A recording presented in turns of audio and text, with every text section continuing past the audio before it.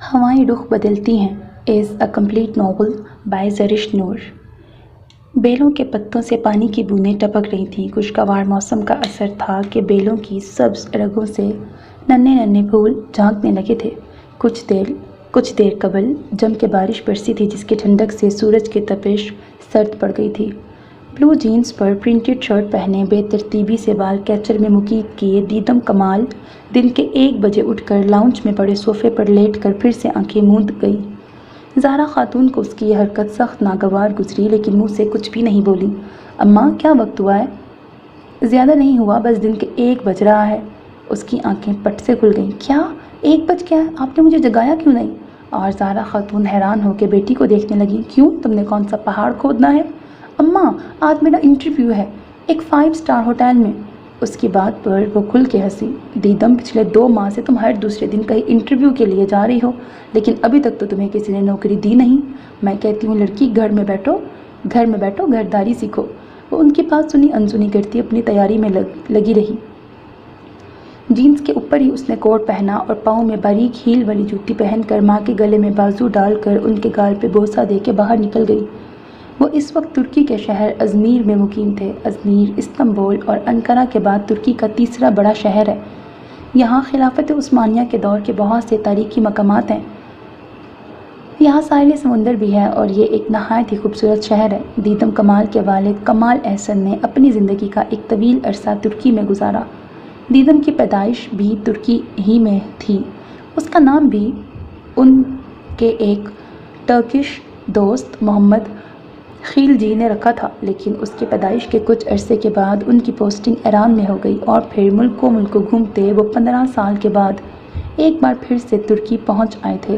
وہ پاکستانی سفارت خانے میں اہم عہدے پر فائز تھے۔ دیدم اور رایان ان کے 2 ہی بچے تھے۔ دیدم چھوٹی ہونے کی وجہ سے بہت لاڈلی تھی اور تھوڑی بے وقوف بھی۔ وہ جب بولنے پر آتی تو پھر کسی دوسرے کو بولنے کا موقع کم ہی دیتی اور جو منہ میں آتا وہ بولتی چلی جاتی۔ کمال احسن کا کہنا تھا وہ ان کے گھر کی چڑیا ہے جبکہ زہرا خاتون ان کی اس بات سے بالکل اتفاق نہیں کرتی۔ ان کا خیال تھا کہ لڑکیوں کو سنجیدہ اور سلجھا ہوا ہونا چاہیے تھا۔ ان دونوں کی بحث تو چلتی رہتی ہے اس لیے دیدم کچھ خاص نوٹس نہیں لیتی تھی۔ وہ ایک 5 منزلہ نہایت ہی دیدہ زیب عمارت تھی۔ یہ یہاں کے بہترین ہوٹلز میں سے ایک تھا۔ یہاں پر اسے اپنی نئی بنی دوست زینب نے جاب کے بارے میں بتایا تھا۔ اس نے ریسیپشن پہ جا کے اپنا تعارف کروایا اور بتایا کہ وہ جاب کے لیے آئی ہے۔ اسے ہوٹل کے 4تھے فلور پر جانے کے لیے کہا گیا۔ وہ جس وقت لفٹ میں داخل ہوئی اسی وقت دیدم کے سیل پر پاکستان سے اس کی اکلوتی پھپھو ناہید کی اکلوتی بیٹی زمل کی کال آ گئی اور اپنی عادت کے مطابق وہ نان اسٹاپ شروع ہو چکی تھی۔ تبھی بےحد خوبصورت ٹرکش نگوش سرخ و سفید رنگت والا شخص لفٹ میں داخل ہوا۔ زمل ایک بات بتاؤ، یہ سارے خوبصورت لڑکے ترکی میں ہی کیوں پائے جاتے ہیں؟ اب اپنے جنت کے پتے کے جہان سکندر کا جو نقشہ نمرہ احمد نے کھینچا تھا، مجھے تو یار یہاں ہر دوسرا شخص جہان سکندر ہی لگ رہا ہے۔ اب دیکھ لو یہ 2 صاحب اس وقت میرے ساتھ لفٹ میں ہیں، کیا بتاؤں یار کیا خوبصورتی ہے۔ وہ کچھ دیر کے لیے خاموش ہوئی کیونکہ اس نے اس شخص کے ہونٹوں پر مسکراہٹ آتے دیکھی تھی۔ پھر اس نے اپنا وہم جانا اور بات جاری رکھی۔ یار تو اگلے ہفتے کی جگہ کل ہی آ جاؤ، میں نے نا تمہارے لیے تمہارے سپنوں کا شہزادہ ڈھونڈ لیا ہے۔ تبھی لفٹ رکی اور وہ اس شخص کے پیچھے لفٹ سے باہر نکل گئی۔ چلتے چلتے وہ شخص رکا۔ اپنے دھیان میں چلتی دیدم اس سے ٹکراتے بچی۔ ارے زمل، اس کی بات درمیان میں ہی رہ گئی جب سامنے والے کو بے حد شائستہ اردو میں کچھ کہتے سنا۔ اس کی تو سٹی ہی گم ہو گئی۔ اسے کچھ سمجھ نہیں آ رہی تھی کہ وہ کیا کہہ رہا ہے۔ میڈم صرف ٹرکش لڑکے نہیں پاکستانی لڑکے بھی خوبصورت ہوتے ہیں، اور آپ یہ جو اپنی دوست کو بتا رہی ہیں نا کہ آپ نے اس کے لیے شہزادہ ڈھونڈ لیا ہے، پہلے اس شہزادے سے بھی پوچھ لیں کہ کہیں وہ شادی شدہ تو نہیں ہے۔ جی اپنی کہہ کے وہ شخص رکا نہیں جبکہ فون کے دوسری طرف سب کچھ سنتے زمل پیٹ پکڑ کے ہنس رہی تھی اور صدا کی بلک کر دیدم ہکا بکا کھڑی تھی۔ وہ سامنے بنے کاؤنٹر کی طرف چلی آئی اور لڑکی کو اپنے آنے کی وجہ بتائی۔ اس نے اشارے سے دیدم کو سامنے بنے کمروں میں سے ایک میں جانے کے لیے کہا۔ وہ دستک دے کر جس وقت روم میں داخل ہوئی سامنے بیٹھے شخص کو دیکھ کر اس کا دل چاہا اپنا سر پیٹ لے۔ وہ وہی لفٹ والا آدمی تھا۔ مقابل کے چہرے پر بھی مسکراہٹ در آئی۔ جی بیٹھیے میڈم۔ وہ خجل سی ہو کے بیٹھ گئی۔ اس کو کچھ یاد نہیں تھا کہ اس نے کیا کہنا ہے۔ جی تو میڈم، ناولس پڑھنے کے علاوہ آپ اور کیا کرتی ہیں؟ اس کی بات پر وہ تپ ہی گئی۔ او ہیلو مسٹر، میں یہاں جاب کے لیے آئی ہوں، رشتے کے لیے نہیں۔ اور یہ آپ کے سامنے پڑی ہے میری فائل، اس میں میرے سارے کوائف درج ہیں۔ اگر آپ کے معیار پہ پوری اترتی ہوں تو دیں نوکری، نہیں تو آپ کی اپنی راہ اور میری اپنی۔ ذوحان سکندر نے ہاتھ میں موجود فائل زور سے سامنے پڑے ٹیبل پہ پٹکی۔ میڈم اٹھائیں یہ فائل اور نکلیں یہاں سے۔ وہ بھی تو سکندر مصطفیٰ کا اکلوتا پوتا تھا، کروڑوں کی جائیداد کا اکیلا وارث۔ اسے ایسے لہجے سننے کی عادت نہیں تھی۔ اس کے سامنے تو ہر وقت لوگ مؤدب بنے کام کرتے۔ اس کا بھی میٹر گھوم گیا۔ دیدم نے دانت پیسے اور جھپٹنے کے انداز میں فائل اٹھائی اور اسے گھورتی ہوئی دروازے کی طرف مڑ گئی۔ ذوحان سکندر نے لمبے لمبے سانس لے کے اپنا غصہ کنٹرول کیا اور اپنے کام کی طرف متوجہ ہو گیا۔ وہ گھر میں داخل ہوئی تو سخت مایوسی کا شکار تھی۔ اس نے ہاتھ میں پکڑی فائل زور سے ٹیبل پہ پٹکی اور اعلان کیا کہ وہ اب مزید جاب کی تلاش میں خوار نہیں ہوگی اور اماں کے ساتھ کچن میں ان کی بھرپور مدد کرے گی۔ اور زہرا خاتون اس کی مدد کی بات پر ہول گئی، کیونکہ ایک بار پہلے بھی اس نے ان کی مدد کا فیصلہ کیا تھا، اور پھر جتنے دن اس نے کچن میں زہرا خاتون کی مدد کی تھی وہ ان کے کاموں میں اضافہ ہی کرتی رہی تھی۔ پہلے دن اس نے اعلان کیا کہ وہ آج سب کے لیے انڈے فرائی کرے گی۔ زہرا خاتون کچھ دیر کے لیے کمرے میں گئیں اور اس کی چیخیں سن کے بھاگی چلی آئیں، جہاں زمین پر پڑا انڈا اور پین اپنی ناقدری پہ رو رہے تھے، جبکہ کچھ فاصلے پر گھٹنوں پر سر رکھ کے بیٹھی دیدم آنکھوں میں آنسو لیے پاؤں پکڑے بیٹھی تھی، اور پھر کئی دن انہیں اس کی تیمارداری بھی کرنی پڑی۔ وہ ٹریک پر بھاگ رہی تھی، کانوں میں ایئر فونز لگائے وہ بھاگنے کے ساتھ گنگنانے کا شغل بھی جاری تھا۔ اے میرے وطن، اے میرے وطن، تیز قدم ہو، پھر تجھ سے ملائیں وہ قدم جس میں کہ دم ہو۔ وہ شفقت امانت علی کا بھرپور ساتھ دے رہی تھی، یہ جانے بنا کے پاس سے گزرتے لوگ اسے مسکرا کے دیکھ رہے ہیں۔ صبح کی خنک ہوا میں بھی اس کا وجود پسینے سے شرابور تھا۔ اوائل سرما کا سورج اونچا ہو کر اس پاگل لڑکی کو دیکھ رہا تھا جو اس ڈائری ٹریک پر بھاگتے اپنے آپ میں مگن خوب انجوائے کر رہی تھی۔ بھاگتے بھاگتے وہ بہت زور سے کسی سے ٹکرانے کے نتیجے میں سامنے موجود شخصیت زمین بوس ہو چکے تھے۔ دیدم تیزی سے ان کی طرف بڑھی اور سہارا دے کر انہیں قریبی بینچ پر لا کے بٹھایا۔ وہ ایک 70-80 سال کے بزرگ تھے۔ بال پورے کالے نہیں تھے تو سفید بھی نہیں تھے، داڑھی البتہ ساری سفید تھی۔ اوورآل وہ ایک سوبر شخصیت کے مالک تھے۔ دیدم بھی اب تھک چکی تھی، اسی لیے ان سے معذرت کرتی ہوئی ان کے ساتھ ہی بینچ پہ بیٹھ گئی۔ اور یہ تھا دیدم کمال اور سکندر مصطفیٰ کی دوستی کا آغاز۔ سر آپ اکیلے کیوں نکلے ہیں گھر سے؟ اس نے انگلش میں ان سے پوچھا۔ تم پاکستانی ہو؟ سکندر مصطفیٰ نے اردو میں سوال کیا۔ آپ بھی پاکستانی ہیں؟ آپ بھی پاکستان سے ہیں؟ وہ پرجوش ہو کے بولی۔ جی بیٹا، شکر ہے کوئی اپنا بھی ملا ہے۔ ارے پھر میرے ساتھ یہ سنیں نا ذرا۔ اور پھر اس نے موبائل سے ہینڈ فری نکال کر اور فضا میں اے میرے وطن کی صدائیں گونجنے لگی۔ پاکستان سے بہت محبت ہے تمہیں؟ آپ کو نہیں ہے؟ اس نے جواب کی جگہ ان سے سوال پوچھا۔ بہت ہے، رگ رگ پاکستان کی محبت سے بھری ہے، لیکن پاکستان میں رہنا بہت کم ہی نصیب ہوا ہے۔ وہ بہت حسرت سے بول رہی تھی۔ میرے ابا نا پاکستانی سفارت کار ہیں، تو بس کبھی کہاں اور کبھی کہاں ملکوں گھومتے گھومتے ہی آدھی زندگی گزر گئی ہے۔ دادا جی چلیں۔ یکدم دیدم کو اپنی پشت پر آواز سنائی تھی۔ اس نے رخ موڑ کر دیکھا اور غصے کی ایک لہر اس کے رگ و پے میں دوڑ گئی۔ سامنے والے کی نظر جب اس پہ پڑی تو اس کی آنکھوں میں ناگواری چھا گئی۔ اوکے بیٹا، ابھی میں چلتا ہوں، کل پھر ملیں گے۔ اور ہاں، اس سے ملو، یہ ہے میرا پوتا ذوحان سکندر۔ دیدم کمال نے ان کا دل رکھنے کے لیے اس کی طرف دیکھا جس کا چہرہ ایک دم بے تاثر تھا۔ وہ احترام سے ان کا ہاتھ پکڑ کر آگے بڑھ گیا، جبکہ دیدم کمال ایک گہرا سانس بھر کے اپنے گھر کی طرف چل دی۔ کمال حسن کا خیال تھا کہ دیدم کمال ایک ستارہ ہے جو ٹوٹ کر ان کے آنگن میں آ گرا ہے۔ ان کی اس بات پر ریان اور زہرا خاتون دیدم کا خوب ریکارڈ لگاتے تھے۔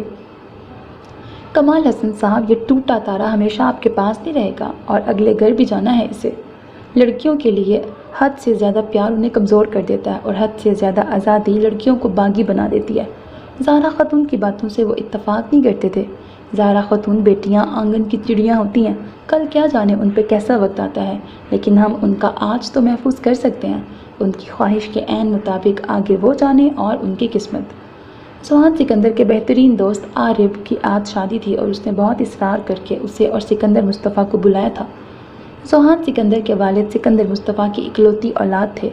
सिकंदर मुस्तफ़ा कई साल पहले तुर्की आए और फिर यहीं के होके रह गए। सुहान की दादी और वालिदा दोनों ही टर्किश थीं। उसके माँ और बाप की एक एक्सीडेंट में मौत वाक़या हो गई थी जब वो सिर्फ 5 साल का था। उसका ननिहाल यहीं था, लेकिन वो बस अपने दादा के करीब था। उसे उनसे बहुत मोहब्बत थी। सिकंदर मुस्तफ़ा ने बहुत दौलत कमाई थी। उनके बहुत से होटल्स और रेस्टोरेंट चल रहे थे। कुछ लम्हे ख़ास होते हैं जिनके दामन में ढेरों मुसर्रतें हिलकोरे ले रही होती हैं। कभी ये लम्हे इंसान तलाश करते हैं और कभी ये खुद इंसानों को खोज लेते हैं। कुछ ऐसे ही लम्हे थे ये, जब सिकंदर मुस्तफ़ा के साथ खड़े सुहान सिकंदर की एक बिल्कुल सरसरी और गैर इरादी सी नज़र ऊपर उठी तो लाशऊरी पर उठी ही रह गई, ठहर गई। एक नुक्ते पर जाकर पलट सकती है, पर कुछ वक्त लगता है। मूव और ग्रीन कलर के शरारा सूट में वो किसी और ही दुनिया की लग रही थी। उसे सिर्फ एक पल लगा था उसे पहचानने में। उसके काले बाल पुष्ट पे लहरा रहे थे, लिपस्टिक से तराशीदा होंठ और सूट का हमरंग दुपट्टा शाने पर फैलाए दीदम कमाल हसन कमाल ही लग रही थी। कमाल हसन के दोस्त के बेटे के वलीमे की तकरीब थी और ज़हरा खातून ने आज उसे खुद तैयार किया था, वरना तो वो जहाँ जाती सर झाड़ मुँह फाड़ उठ के चली जाती। उन्हें उसका सर पे स्कार्फ लेना भी कुछ ख़ास पसंद नहीं था, जबकि आज दीदम कमाल अपनी ड्रेसिंग को लेकर झुंझुलाई हुई थी। इतना भारी सूट, मेरी माँ का बस चले तो शादी से पहले मुझे दुल्हन बना दें। आज बस चल ही गया। कल ही पाकिस्तान से लौटी जिमल उसके अंदाज़ पर हंस के बोली थी, क़यामत लग रही हो। सुहान सिकंदर की सपाट निगाहों में न जाने कैसा इश्तियाक उभरा। वो ना चाहते हुए भी लम्हों के फरेब में उलझा बेबस हुआ था। फिर वो उसे खुशगवार हैरत से अपनी तरफ आती दिखाई दी और उसने देखा वो बहुत खुशी से सिकंदर मुस्तफ़ा से मिल रही थी। वो हल्का सा झुक कर हंसते हुए उन्हें कुछ बता रही थी और बेनियाज सा बने सुहान सिकंदर की आंखों में खुशगवारियत थी। खनकती हंसी, शरीर लहजा, शफाफ मुस्कुराहट, बातों से झलकती अपनायत। वो बेज़रर सी लड़की अगर उसकी पसंद थी तो वाकई में उसकी पसंद ऐसी ही होनी चाहिए थी। मोहब्बत अपनी जगह, लेकिन सुहान सिकंदर आज तक किसी के आगे ना ही झुका था और ना ही झुकना उसे पसंद था, जबकि दीदम कमाल अपने नाम की एक ही थी। अब इस मोहब्बत का मुस्तकबिल क्या होगा ये तो वक्त ही बताएगा। गुलाबी रंग के नफीस से कढ़ाई वाले ट्राउज़र शर्ट पे मलबूस, सर पे दुपट्टा लिए, गुलाबी लिपस्टिक लगाए वो कहीं जाने के लिए तैयार खड़ी थी। खैरियत, आज कहाँ जाने की तैयारी है? मुझे जॉब मिल गई है। अच्छा? ज़ारा खातून ने अच्छा को लंबा खींचा। जी, पिछले दिनों मैं जो इंटरव्यू देती रही हूँ एक जगह से आज कॉल आ ही गई है। क्या काम है? ऑफिस वर्क है। और सैलरी कितनी होगी अभी तो पता नहीं। जो भी हो मैंने ये जॉब करनी ही करनी है। अब घर बैठ के करूँगी भी क्या?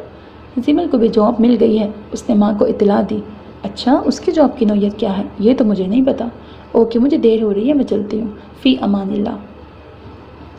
धूप की तमाज़त महसूस करके अचानक सुहान सिकंदर बेदार हुआ था। कमरे में दादाजी को पर्दे साइड पे करते देखकर किसमिसा के रह गया। उठ भी जाओ बरखुरदार, 8 बज गए हैं। उनकी आवाज़ कमरे में गूंजी तो उसने मुंदी मुंदी निगाहों से सिकंदर मुस्तफ़ा को देखा और फिर तकिया मुंह पे धर कर उसके ऊपर अपना बाजू रख लिया। उफ दाजी, सोने देना। सुहान, मैंने तुम्हें कहा था ना कि मेरी एक इम्पॉर्टेंट मीटिंग है और उसमें तुम साथ चलोगे। अच्छा। वो ना चाहते हुए भी उठ के बैठ गया। वो फ्रेश होकर नीचे आया तो वो नाश्ते की टेबल पर उसका इंतज़ार कर रहे थे। नाश्ते के दौरान दोनों में हल्की फुल्की गुफ्तगू चलती रही और फिर दोनों जाने के लिए उठ खड़े हुए। आज सुबह से ही मौसम बहुत खुशगवार हो रहा था। काले बादलों ने आसमान को पूरी तरह से ढका हुआ था। हल्की फवार ने मौसम को और खुशगवार बना दिया था। सुहान सिकंदर मुस्तफ़ा सिकंदर को ड्रॉप करके गाड़ी पार्क करने चला गया। वो वापस आया तो मुस्तफ़ा सिकंदर अंदर जा चुके थे। वो भी एक गहरा सांस फिजा के सुपुर्द करता अंदर की तरफ बढ़ गया। वो तेज़ तेज़ कदम उठाता आगे बढ़ रहा था, तभी राहदारी का मोड़ मुड़ते हुए वो आगे से आती दीदम कमाल को ना देख सका और दोनों में एक ज़ोरदार टक्कर हुई। दीदम को महसूस हो रहा था जैसे किसी पत्थर से सर फोड़ लिया हो। ओह, I am so sorry ma'am, वो जल्दी से बोला और दीदम कमाल को देखकर उसका मूड खुशगवार हो गया, जबकि दीदम इट्स ओके कह के आगे बढ़ गई। सुहान सिकंदर की निगाहों ने दूर तक उसका पीछा किया था। वो बालों में उंगलियां चलाता गुनगुनाता हुआ आगे बढ़ गया, जबकि ग्लास वॉल से देखते मुस्तफ़ा सिकंदर कुछ सोच कर मुस्कुरा दिए। कल संडे होने की वजह से वो आज खुशी खुशी घर लौटी थी। वो घर में दाखिल हुई तो ड्राइंग रूम से आती आवाज़ों पर ठिठक के रुक गई और आहिस्ता से चलती हुई ड्राइंग रूम के दरवाजे से झांक कर देखा तो सामने मुस्तफ़ा सिकंदर को देखकर वो खुशगवार एहसास में घिरी अंदर आई। वो सलाम करती हुई अंदर दाखिल हुई तो मुस्तफ़ा सिकंदर खुशदिली से खड़े हुए और उसके सर पर हाथ रखा। अरे सर, आप यहाँ कैसे? बेटा, आप इन्हें जानती हैं? जी अब्बा, हमारी ना पार्क में मुलाकात हुई थी। उसके बाद पर कमाल अहसन ने इस्बात में सर हिलाया। उन्होंने बगैर तमहीद बांधे बात का आगाज़ किया। देखिए बेटा, मुझे आपकी बेटी बहुत अच्छी लगी है और इसीलिए मैं अपने पोते के लिए आपकी बेटी का हाथ मांगने आया हूँ। उनकी बात पर कमाल अहसन खामोश हो गए, जबकि दीदम ने भी सर झुका लिया। सर, ये हमारे लिए बहुत एजाज़ की बात है, लेकिन दीदम का निकाह मेरे भतीजे से हो चुका है। वो अमेरिका में है और उसकी वापसी पर रुखसती होगी। कमाल अहसन की बात सुनकर वो खामोश हो गए और फिर दीदम को ढेरों दुआएं देते हुए चले गए। देखिए कमाल, अब आप भाई जान से बात कर लें और उनसे पूछें कि अरसलान कब आएगा। उसे गए 7 साल हो गए हैं और हम कब तक उसका इंतज़ार करते रहेंगे? अगर वो नहीं आता तो हमारी बेटी को आज़ाद कर दे। हम कब तक उसके नाम पे उसे बिठा के रखेंगे? माँ की बात सुनकर वो अपने कमरे में चली आई और अपने हाथ की तीसरी उंगली में पहनी रिंग को घुमाने लगी।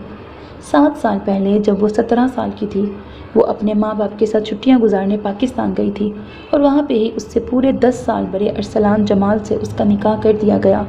वो भी अरसलान जमाल की मर्ज़ी के ख़िलाफ़ वो अपने मामू की बेटी सामिया से शादी करना चाहता था, लेकिन जमाल ताया ने उसे अपनी कसम देकर दीदम से निकाह पे मजबूर कर दिया। जबकि दीदम को अपना वो सोबर और बेइंतहा खूबसूरत कज़न बहुत पसंद था। उसे जब पता चला वो हमेशा के लिए उसका होने वाला है तो उसकी खुशी का कोई ठिकाना न था। दीदम से उसके ताया और ताई बहुत मोहब्बत करते थे, लेकिन दीदम और अरसलान के निकाह के बाद उसकी ताई का रवैया यकसर बदल गया। वो अरसलान की शादी अपनी भतीजी से करना चाहती थी, लेकिन जमाल साहब के सामने उनकी एक भी न चली। निकाह के बाद अरसलान का उसके साथ रवैया पहले जैसा ही रहा, लेकिन जाने से एक रात पहले वो दीदम के कमरे में आया तो उसका दिल खुश फहम हुआ। वो बहुत संजीदा लग रहा था और फिर दीदम को समझाने लगा जैसे किसी बच्चे को समझाते हैं। देखो दीदम, तुम अभी छोटी हो, जब तुम बड़ी होगी तो तुम्हें पता चलेगा कि तुम्हारा और मेरा कोई जोड़ नहीं। हम दोनों में बहुत एज डिफरेंस है। मैं सामिया को पसंद करता हूँ और उसी से शादी करूँगा। मुझे समझदार और संजीदा लड़कियाँ पसंद हैं, जबकि तुम में बहुत बचपना है, तुम अभी बहुत छोटी हो। मुझे ऐसी लड़की चाहिए है जो सोसाइटी में मेरे साथ मूव कर सके, जबकि तुम्हें चाचू ने हद से ज़्यादा लाड की वजह से तुम कभी आगे नहीं निकल सकोगी। तुम जब कहोगी मैं तुम्हें आज़ाद कर दूंगा। वो चला गया और दीदम को एक पिंजरे में कैद कर गया, जिसे लोग मोहब्बत कहते हैं, और वो अब उससे आज़ाद भी नहीं होना चाहती। लेकिन वो अपने माँ बाप के सामने हंसती मुस्कुराती है। वो अपना दुख भुला कर बस उनके लिए जी रही थी। मुस्तफ़ा सिकंदर जिस वक्त घर में दाखिल हुए, ज़ुहान सिकंदर टहलता हुआ उनका इंतज़ार कर रहा था। उन्हें देखकर वो भागता हुआ उनके करीब आया। दादाजी, क्या कहा उन लोगों ने? और मुस्तफ़ा सिकंदर ने ज़ुहान की आंखों में उम्मीद के दिए जलते देखे। उसका हर उस कान बन गया था। दादाजी बताइए ना। बेटा, उसका निकाह हो चुका है। उनके जवाब पर उसके चेहरे पर एक साया सा लहरा गया।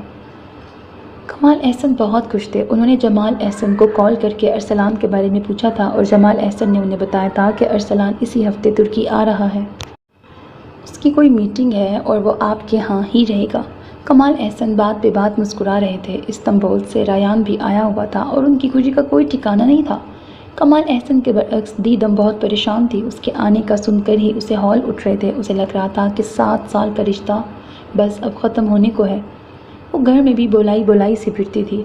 काम पर भी उसका ध्यान कम ही होता था। हर रोज़ वो कुछ न कुछ उल्टा कर रही थी। रोज़ ही वो अपने बॉस से डांट खा रही थी।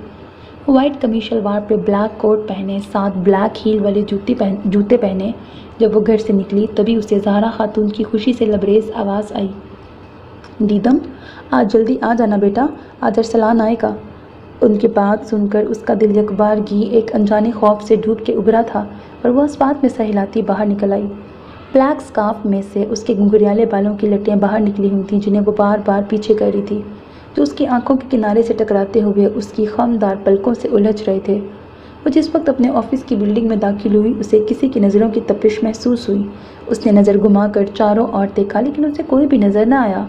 वह सर झटकती अंदर की तरफ बढ़ गई, जबकि उससे कुछ फासले पर अपनी गाड़ी में मौजूद ज़ुहान सिकंदर ने अपना सर स्टीयरिंग पर टिका दिया। वो जानता था वो उसकी दस्तरस से दूर है, लेकिन फिर भी एक आखिरी बार वो उसे देखने आया था। وہ آج اسے کچھ مزمحل دکھائی تھی۔ اسے پہلی ملاقات والی دیدم اور یہ دیدم بالکل ہی الگ لگی۔ تبھی اس کے سیلف پر مصطفیٰ سکندر کا نام جگمگایا۔ جی دادا جی۔ سوہان، آج صبح صبح کدھر نکل گئے ہو؟ بس آفس کے لیے ہی نکلا ہوں، آج ایک میٹنگ ہے، ایک امریکن کمپنی ہے، ان کے نمائندے سے۔ اوکے، جلدی گھر آنا، آج تمہارے ماموں کے گھر جانا ہے۔ جی، جیسا حکم آپ کا۔ اس نے کال کٹ کر کے موبائل کوٹ کی پاکٹ میں رکھا اور گاڑی سٹارٹ کر کے اس کا رخ اپنے آفس کی طرف موڑ دیا۔ دیدم کا جلدی گھر جانے کا کوئی ارادہ نہیں تھا۔ وہ آفس آورز کے بعد نزدیکی پارک میں چلی آئی اور وہاں کھیلتے بچوں کو دلچسپی سے دیکھنے لگی۔ بچوں کو کھیلتے دیکھ کر اسے بھولی بسری یادیں تازہ ہونے لگیں۔ یہ منظر احسن ولا کا تھا جہاں اس وقت 17 سال کی دیدم کمال اور ارسلان جمال کے درمیان بیڈمنٹن میچ جاری تھا۔ یہ آخری سیٹ تھا۔ اس سے پہلے کھیلے گئے 4 سیٹس میں سے 2 دیدم اور 2 ارسلان نے ون کیے تھے۔ گھر کے سبھی لوگ موجود تھے، چھوٹے بڑے سارے اس وقت ان دونوں کا میچ دیکھنے کے ساتھ ساتھ چائے سے لطف اندوز ہو رہے تھے۔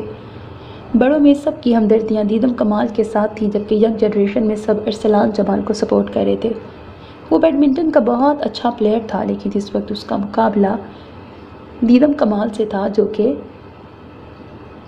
تاکاساکی بریکٹ جاپان کا ایک شہر ہے سے آئی تھی۔ وہ اپنے اسکول کی بیڈمنٹن پلیئر رہی تھی۔ اس نے ارسلان کو چاروں شانے چت کر دیا تھا اور آخرکار اس نے ہار مان لی۔ دیدم خوشی میں بھاگتی ہوئی آ کر کمال حسن کے گلے لگ گئی۔ ارسلان جمال نے بھی اسے سراہا۔ اس نے سر کو ایک خاص سٹائل میں جھٹکا دے کر اپنے بالوں کو پیشانی سے پیچھے کیا اور کسی اعزاز کی طرح اس کی تعریف وصول کی۔ وہ زارا خاتون کے ساتھ جڑ کے بیٹھ گئی اور پھر تبھی ہارن کی آواز کے ساتھ ایک گاڑی گیٹ سے اندر داخل ہوئی اور اس میں سے نکلتی شخصیت کو دیکھ کر ارسلان جمال بے حد خوشگوار موڈ کے ساتھ اپنی جگہ سے کھڑا ہو گیا۔ دیدم کی اس طرف پشت تھی۔ اس نے خوشی سے ارسلان کو کھڑے ہوتا دیکھ کر رخ موڑ کر دیکھا تو ارسلان کے ماموں مامی اور ان کی اکلوتی بیٹی سامیہ چودھری پہ نظر پڑی تو اس کی مسکراہٹ ایک پل میں سمٹی تھی۔ سب خوش دلی سے ان کی طرف بڑھے تھے۔ وہ کمال احسن کی پاکستان آمد کے بارے میں سن کر اس سے ملنے چلے آئے تھے۔ ملنے ملانے کے بعد سب لوگوں نے اپنی اپنی نشستیں سنبھال لیں اور دیدم کمال نے نوٹ کیا کہ سامیہ چودھری ارسلان کے ساتھ رکھی چیئر پہ بیٹھی تھی۔ وہ بار بار اسے مخاطب کر رہی تھی اور وہ سب کی موجودگی میں اس کی طرف دیکھنے سے گریز برت رہا تھا۔ بلیک کلر کے کپڑوں پہ شانوں پہ ہم رنگ دوپٹہ پھیلائے، ٹخنوں سے اوپر ٹراؤزر چڑھائے، نفاست سے کیے گئے میک اپ میں وہ بہت پیاری لگ رہی تھی۔ دیدم نے اس سے نظر ہٹا کر خود کو دیکھا۔ بلو جینز پر وائٹ شرٹ زیب تن کیے، دوپٹے سے بے نیاز گھنگریالے بال شانوں پر بکھرے ہوئے تھے، پاؤں میں وائٹ کلر کے جوگرز پہنے۔ اسے اپنا آپ اس کے مقابلے میں بہت ہی عجیب سا محسوس ہوا۔ تبھی وہ اس سے مخاطب ہوئی، کیسی ہو تم؟ جی ٹھیک ہوں، آپ کیسی ہیں؟ اللہ کا شکر۔ کیا کر رہی ہو تم؟ میں FSC کر رہی ہوں۔ آپ کیا کرتی ہیں؟ میری ہاؤس جاب چل رہی ہے۔ اوہ اچھا، تو آپ ڈاکٹر ہیں؟ جی۔ وہ مسکرائی تو دیدم کو لگا جیسے اس کی آنکھیں بھی مسکرا رہی ہیں۔ اس نے اس کی خوبصورتی سے نظریں چرائیں اور پھر اس نے دیکھا وہ اور ارسلان شعر و شاعری کی باتیں کرنے لگے۔ دونوں کے پاس بھی بہت معلومات تھیں۔ جس طرح سے وہ دونوں سیر حاصل بحث کر رہے تھے، دیدم ان دونوں سے ہی حد درجے متاثر تھی۔ پھر چھوٹی چھوٹی باتیں کرتے اسے پتہ ہی نہیں چلا کہ کب اسے ارسلان جمال سے محبت ہو گئی۔ جس دن جمال احسن نے کمال احسن سے اس کا ہاتھ مانگا تھا، وہ تو ہواؤں میں اڑنے لگی تھی، لیکن یہ سب بس کچھ پل کے لیے ہی تھا۔ رات گئے اس نے بہت برا خواب دیکھا۔ ڈر سے اس کی آنکھ کھلی۔ اس نے وقت دیکھا تو 2 بج رہے تھے۔ اسے شدید پیاس محسوس ہوئی۔ وہ پانی پینے کے ارادے سے باہر نکلی تو ارسلان جمال کے کمرے سے آتی آوازوں پر اس کے قدم سست پڑ گئے۔ بابا، آپ میرے ساتھ ایسا نہیں کر سکتے۔ میں سامیہ سے محبت کرتا ہوں اور آپ نے میرے لیے ایک اممیچور لڑکی پسند کی ہے۔ اسے پہننے اوڑھنے اٹھنے بیٹھنے کسی چیز کی تمیز نہیں ہے۔ میرے لیے وہ ایک چھوٹی بچی ہے۔ ارسلان جمال، اگر اس گھر میں رہنا ہے تو کل تمہارا اور دیدم کمال کا نکاح ہے۔ ابھی تو صرف رشتہ طے کیا گیا تھا لیکن اس کی باتیں سن کر انہوں نے اسی وقت ان کے نکاح کا فیصلہ کیا۔ کل شام کو تمہارا دیدم سے نکاح ہے۔ اگر تم نہ آئے تو میرا مرا ہوا منہ دیکھو گے، یہ بات یاد رکھنا۔ دیدم کو یاد ہی نہیں رہا کہ وہ کیوں آئی تھی۔ وہ سست قدموں سے کمرے میں داخل ہوئی اور بیڈ پہ گر گئی۔ اس کی آنکھوں سے نیند اڑ گئی تھی۔ صبح سویرے ہی اس کی آنکھ کھل گئی۔ وہ نیچے آئی تو وہ ناشتہ کر رہا تھا۔ اسے دیکھ کر اس نے ناشتے سے ہاتھ کھینچ لیے اور موبائل کان سے لگائے بیرونی دروازے کی طرف مڑ گیا۔ دیدم کی آنکھوں میں آنسو چمکنے لگے۔ اس نے فیصلہ کیا کہ وہ یہ نکاح نہیں کرے گی اور ابھی جا کے ماں باپ کو انکار کر دے گی۔ وہ اس ارادے سے ماں باپ کے کمرے میں آئی، لیکن آگے باپ کی حالت دیکھ کر بھول گئی کہ وہ یہاں کیوں آئی تھی۔ وہ اپنا سینہ مسل رہے تھے اور پھر اس کے دیکھتے ہی دیکھتے وہ بیڈ پہ لڑک گئے۔ انہیں گرتے دیکھ کر وہ ہوش کی دنیا میں لوٹی اور چیخ چیخ کر ماں اور باقی سب کو بلانے لگی۔ اس کی چیخوں کی آوازیں سن کر سب سے پہلے ارسلان اور ریان ہی کمرے میں داخل ہوئے۔ ارسلان نے اسے کمال احسن سے دور کیا اور انہیں اٹھا کر گاڑی کی طرف بھاگا۔ انہیں مائنر سا ہارٹ اٹیک آیا تھا اور بروقت ہاسپٹل پہنچانے سے ان کی جان بچ گئی تھی، اور پھر اگلے دن شام کو سادگی سے ان دونوں کا نکاح رکھا گیا۔ سرخ رنگ کے کپڑوں پر سر پر سرخ دوپٹہ رکھا تھا، جبکہ ارسلان جمال 3 پیس سوٹ میں ملبوس تھا۔ ان دونوں کو ساتھ لا کے بٹھایا گیا اور نکاح نامے پر دستخط کرنے سے پہلے اس نے اپنے باپ کے زرد چہرے پر ایک نظر ڈالی اور آنکھیں بند کر کے دستخط کر دیے۔ نکاح کے بعد ارسلان جمال سب سے مل کر اس پر ایک نگاہیں غلط ڈالے بغیر وہاں سے چلا گیا، جبکہ وہ درزیدہ نظروں سے اس کی پشت کو دیکھنے لگی۔ ایک فٹ بال آ کر دیدم کی گود میں لگا تو وہ واپس ہوش کی دنیا میں آئی۔ سامنے ہی ایک لڑکا ہاتھ بڑھائے اس سے فٹ بال مانگ رہا تھا۔ اس نے فٹ بال دور اچھالا اور ایک لمبا سانس بھر کے گھر کی طرف چل دی۔ رات کی سیاہی ہر طرف پھیل چکی تھی۔ اس نے اپنے بیگ میں سے موبائل نکالا تو کمال احسن اور ریان کی کئی مسڈ کالز آئی ہوئی تھی۔ کچھ سوچتے ہوئے اس نے کمال صاحب کا نمبر ڈائل کیا اور پہلی ہی بیل پہ اس کی کال ریسیو کر لی گئی۔ دوسری طرف سے ان کی پرجوش سی آواز سنائی دی، دیدم کہاں ہو تم بیٹا؟ ارسلان کب کا آیا ہوا ہے؟ ابا بس میں آ رہی ہوں۔ اوکے بیٹا جلدی پہنچو۔ اس نے صرف جی کہنے پر اکتفا کیا اور ایک لمبا سانس فضا کے سپرد کرتی پیدل ہی گھر کی طرف چل پڑی۔ گھر کے قریب پہنچ کر اس کے قدم سست پڑ گئے۔ بیل کی طرف ہاتھ بڑھانے سے پہلے اس نے اپنے کپڑوں کی نادیدہ شکنیں درست کیں اور منہ پہ ہاتھ پھیرتے ہوئے بیل پر ہاتھ رکھ دیا۔ چند ہی پل گزرے ہوں گے جب اسے گیٹ کے پاس ہزارہ خاتون کی ہنسی گونجی اور پھر دیدم کے سامنے ان کا ہنستا مسکراتا مطمئن سا چہرہ سامنے آیا۔ وہ بہت خوشی سے دیدم کو بازو سے پکڑ کر اندر لے گئیں۔ وہ مین ڈور سے اندر داخل ہوئی تو سامنے ہی وہ اپنے ازلی لاپرواہ انداز میں بیٹھا کمال احسن سے باتوں میں مشغول تھا۔ بلیک 3 پیس سوٹ میں وہ پہلے سے بھی زیادہ ڈیشنگ اور خوبصورت ہو گیا تھا۔ دیدم کی نظر کچھ پل کے لیے اس پہ ٹھہر گئی۔ وہ جانتا تھا کہ وہ آ چکی ہے، لیکن پھر بھی اس نے ایک بار بھی مڑ کر نہیں دیکھا۔ تبھی زہرا خاتون نے ہی اسے متوجہ کیا۔ ارسلان بیٹا دیدم سے نہیں ملو گے؟ ان کی آواز پر اس نے پلٹ کر دیکھا اور پلکیں جھپکنا بھول گیا۔ اتنا مکمل اور سوگوار حسن اس نے اپنی زندگی میں کبھی نہیں دیکھا تھا۔ وہ اس پر نظریں جمائے بڑی فرصت سے دیکھ رہا تھا۔ جب دیدم نے بہت ہی آہستہ آواز میں اسے سلام کیا اور اس کا جواب سنے بغیر اپنے کمرے کی طرف مڑ گئی۔ کمرے میں پہنچ کر وہ کانپتے وجود کے ساتھ بیڈ پہ بیٹھ گئی اور بے آواز آنسو بہانے لگی۔ اسے اس شخص کے ہاتھوں اپنی تذلیل کبھی نہیں بھولنی تھی اور وہ اس کا پورا بدلہ لینے کا ارادہ رکھتی تھی۔ تبھی دروازے پر دستک دیکھ کر وہ اندر داخل ہوا۔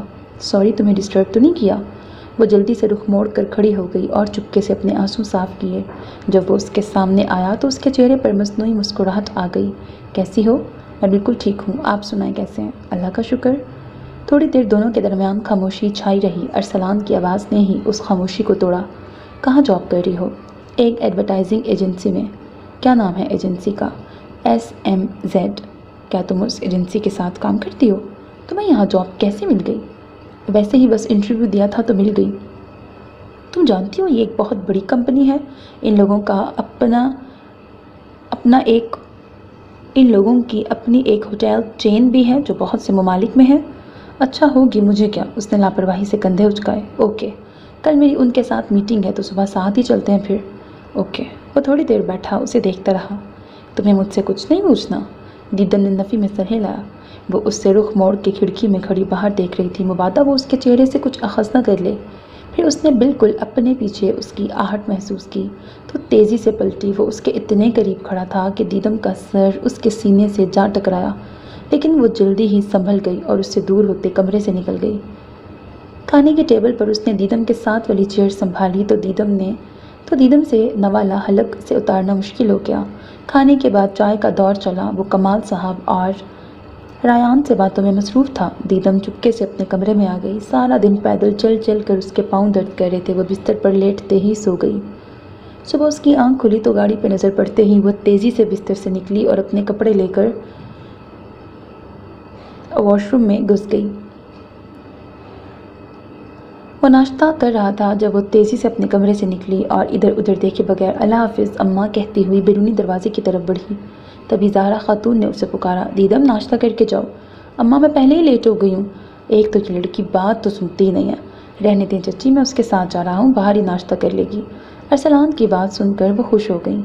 وہ بھاگتا ہوا اس تک پہنچا۔ میرون کلر کی قمیص شلوار پہ وائٹ کوٹ پہنے، سر پہ وائٹ اسکارف لپیٹے، کندھے پر بیگ ڈالے، ہاتھ میں فائل پکڑے وہ تیزی سے چل رہی تھی۔ ٹھنڈ کی وجہ سے اس کے چہرے پر لالی سی بکھری تھی۔ اس نے فائل بیگ میں اڑستے ہوئے دونوں ہاتھ کوٹ کی پاکٹ میں ڈالنے چاہے جب ارسلان نے اس کا ہاتھ تھام کر اسے پاس کھڑی ٹیکسی میں بٹھایا اور اس کے برابر بیٹھ کر ٹیکسی والے کو چلنے کے لیے کہا۔ دیدم نے اس کے ہاتھ میں موجود اپنا ہاتھ کھینچا تو اس نے نرمی سے اس کا ہاتھ چھوڑ دیا اور موبائل میں بزی ہو گیا۔ جو ہی گاڑی اس کی ایجنسی کی بلند و بالا عمارت کے سامنے رکی، وہ جلدی سے اتری اور اندر بڑھ گئی۔ ٹیکسی والے کو پیسے دے رہے ارسلان کو اس کا اس قدر اگنور کرنا بہت برا لگا۔ اس نے ہونٹ بھینچ دیے اور آگے بڑھ کر اپنا تعارف کراتا لفٹ کی طرف مڑ گیا۔ وہ اپنے کام میں پوری طرح سے منہمک تھی جب اسے اپنے آس پاس ہلچل محسوس ہوئی۔ اس نے نظر اٹھائی تو سامنے سے ارسلان جمال اور ذوحان سکندر گزر رہے تھے۔ اس نے اپنا سر اور جھکا لیا تاکہ دونوں میں سے کوئی بھی اسے نہ دیکھ سکے۔ آفس آورز ختم ہونے کے بعد وہ سست قدموں سے چلتی ہوئی باہر آئی تو اس کا آج بھی جلدی گھر جانے کا کوئی ارادہ نہیں تھا۔ اس نے کل کی طرح اسی پارک کی طرف قدم بڑھائے، لیکن پہلے ہی قدم پر ٹھٹک کے رک گئی کیونکہ سامنے ہی ارسلان جمال کچھ لوگوں کے ساتھ کھڑا تھا۔ دیدم کو دیکھ کر اس نے اپنے ہاتھ میں موجود فائلز ایک شخص کی طرف بڑھائیں اور انہیں اللہ حافظ کہتا اس کی طرف آیا۔ لنچ کیا ہے تم نے؟ دیدم نے اسبات میں سر ہلایا۔ اوکے، پھر آؤ شاپنگ کرتے ہیں، اور پھر رات کو میرا ایک بزنس ڈنر ہے، وہاں چلیں گے۔ نہیں، مجھے گھر جانا ہے۔ آر یو شور؟ یس۔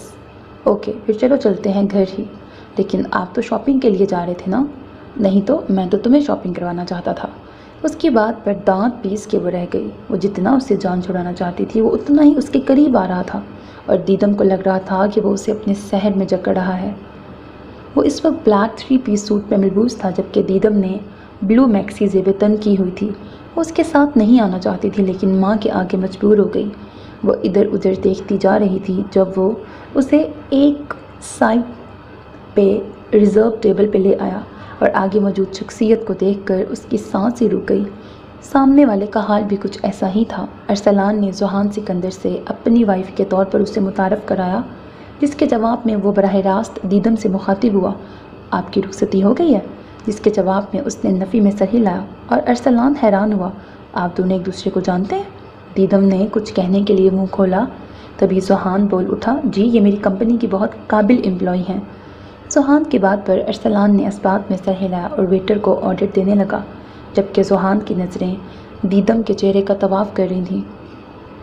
دیدم اس کی نظروں سے بچنے کے لیے ادھر ادھر دیکھ رہی تھی اور براہ راست اسے دیکھنے سے گریز برت رہی تھی۔ تبھی اس کے دماغ کے پردے پر 2 دن پہلے کا منظر لہرایا۔ جب وہ آفس سے گھر جا رہی تھی تبھی ایک گاڑی جھٹکے سے اس کے قریب آ کے رکی۔ ذوحان سکندر آنکھوں میں سرخی لیے اس کی طرف بڑھا۔ اس نے شراب پی رکھی تھی اور وہ اپنے حواسوں میں نہیں تھا۔ دیدم کمال حسن، میں نے آج سے پہلے کسی لڑکی کو آنکھ اٹھا کے بھی نہیں دیکھا، اور جسے دیکھا وہ کسی اور کی ملکیت ہے۔ یہ کبھی نہیں ہو سکتا۔ تم میری ہو، یہ بات اپنے دماغ میں بٹھا لو۔ تمہارا صرف نکاح ہوا ہے، رخصتی نہیں، اور یہ رخصتی میں کبھی ہونے بھی نہیں دوں گا۔ اس کے منہ سے آ رہی شراب کی بدبو سے بچنے کے لیے وہ اس سے دور ہوئی۔ ذوحان سکندر اسے گھورتا ہوا گاڑی میں جا بیٹھا۔ ارسلان اسے کچھ کہہ رہا تھا جبکہ وہ کسی اور ہی دنیا میں گم تھی۔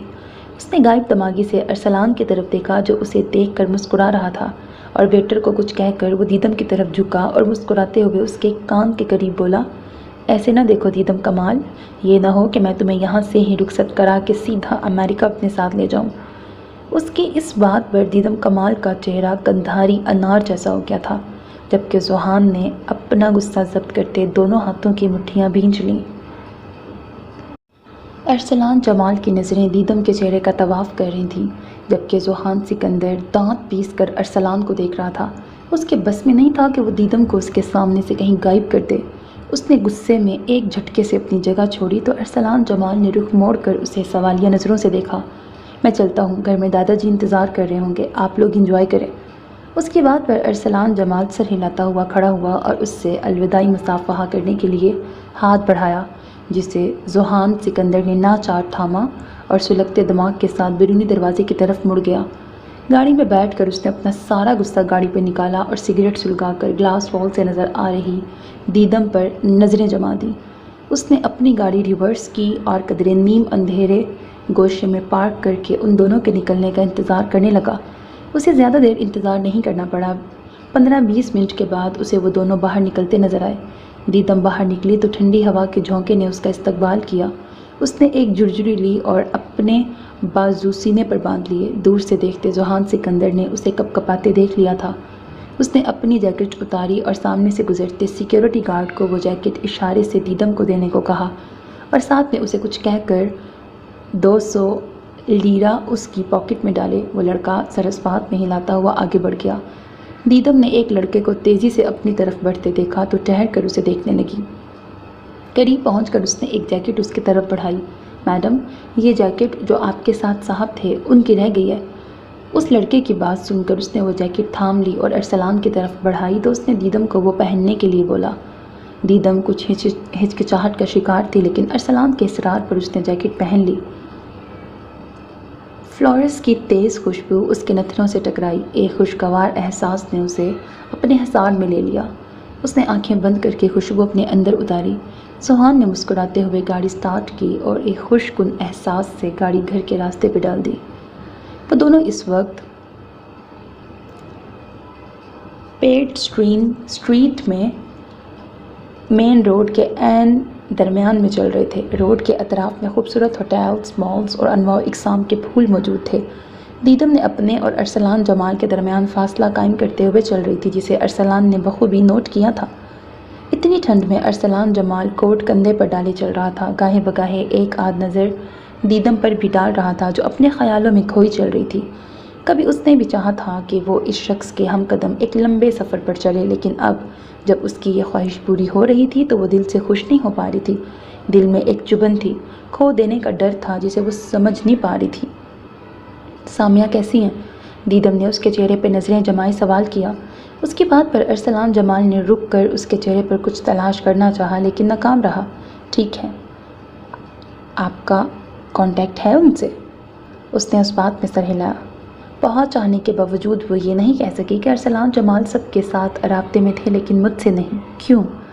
وہ خود ہی کال کر لیتی تھی تو بات ہو جاتی تھی۔ وہ پچھلے 3 سال سے امریکہ میں ہی ہے نا تو ملنا ملانا بھی رہتا ہے۔ وہ جیسے اس کا چہرہ پڑ رہا تھا۔ تم نے مجھ سے کوئی رابطہ نہیں کیا؟ کیوں؟ آپ نے بھی تو نہیں کیا تھا۔ اس کی بات پر اس نے اس بات میں سر ہلایا۔ میری چاچو، چاچی اور ریان سے بات ہوتی رہتی تھی لیکن میں جب بھی کال کرتا تھا تم کبھی سوئی ہوتی تھی، کبھی نماز پڑھ رہی اور کبھی گھر میں نہیں ہوتی تھی۔ پھر میں نے سوچا شاید تم مجھ سے بات ہی نہیں کرنا چاہتی۔ اس کی اتنی لمبی تمہید پر دیدم نے کنکھیوں سے اسے دیکھا۔ وہ سوالیہ نظروں سے اسے دیکھ رہا تھا۔ وہ ایسے دیکھنے پر گڑبڑا گئی۔ نہیں، ایسی تو کوئی بات نہیں تھی۔ اس کا لہجہ اس کا ساتھ نہیں دے رہا تھا لیکن ارسلان جمال نے اسے پھر سے وہ سوال نہیں کیا۔ تم ابھی بھی بیڈمنٹن کھیلتی ہو؟ نہیں، اب نہیں کھیلتی۔ اچھا، کتنے عرصے سے نہیں کھیلا؟ 7 سال سے۔ کیوں؟ بس دل ہی نہیں کرتا۔ میں نے تو ان 7 سالوں میں اتنی پریکٹس کی ہے کہ میں سوچ رہا تھا جب تم سے ملوں گا تو اپنی ہار کا بدلہ تو ضرور لوں گا۔ مجھے افسوس ہے اب یہ نہیں ہو سکتا۔ اب مجھے تم سے جیتنا بھی نہیں ہے۔ کبھی کبھی ہارنا جیتنے سے زیادہ اچھا لگتا ہے۔ اس کی آواز گمبھیر ہوئی تھی۔ اب کی بار دیدم خاموش ہی رہی۔ گھر کے اندر داخل ہوتے ہوئے اس نے دیدم سے کافی فرمائش کی تھی۔ کافی کی فرمائش کی تھی۔ وہ چینج کرنے روم میں آئی اور بستر پر لیٹتے ہی نیند نے اسے اپنی آغوش میں لے لیا۔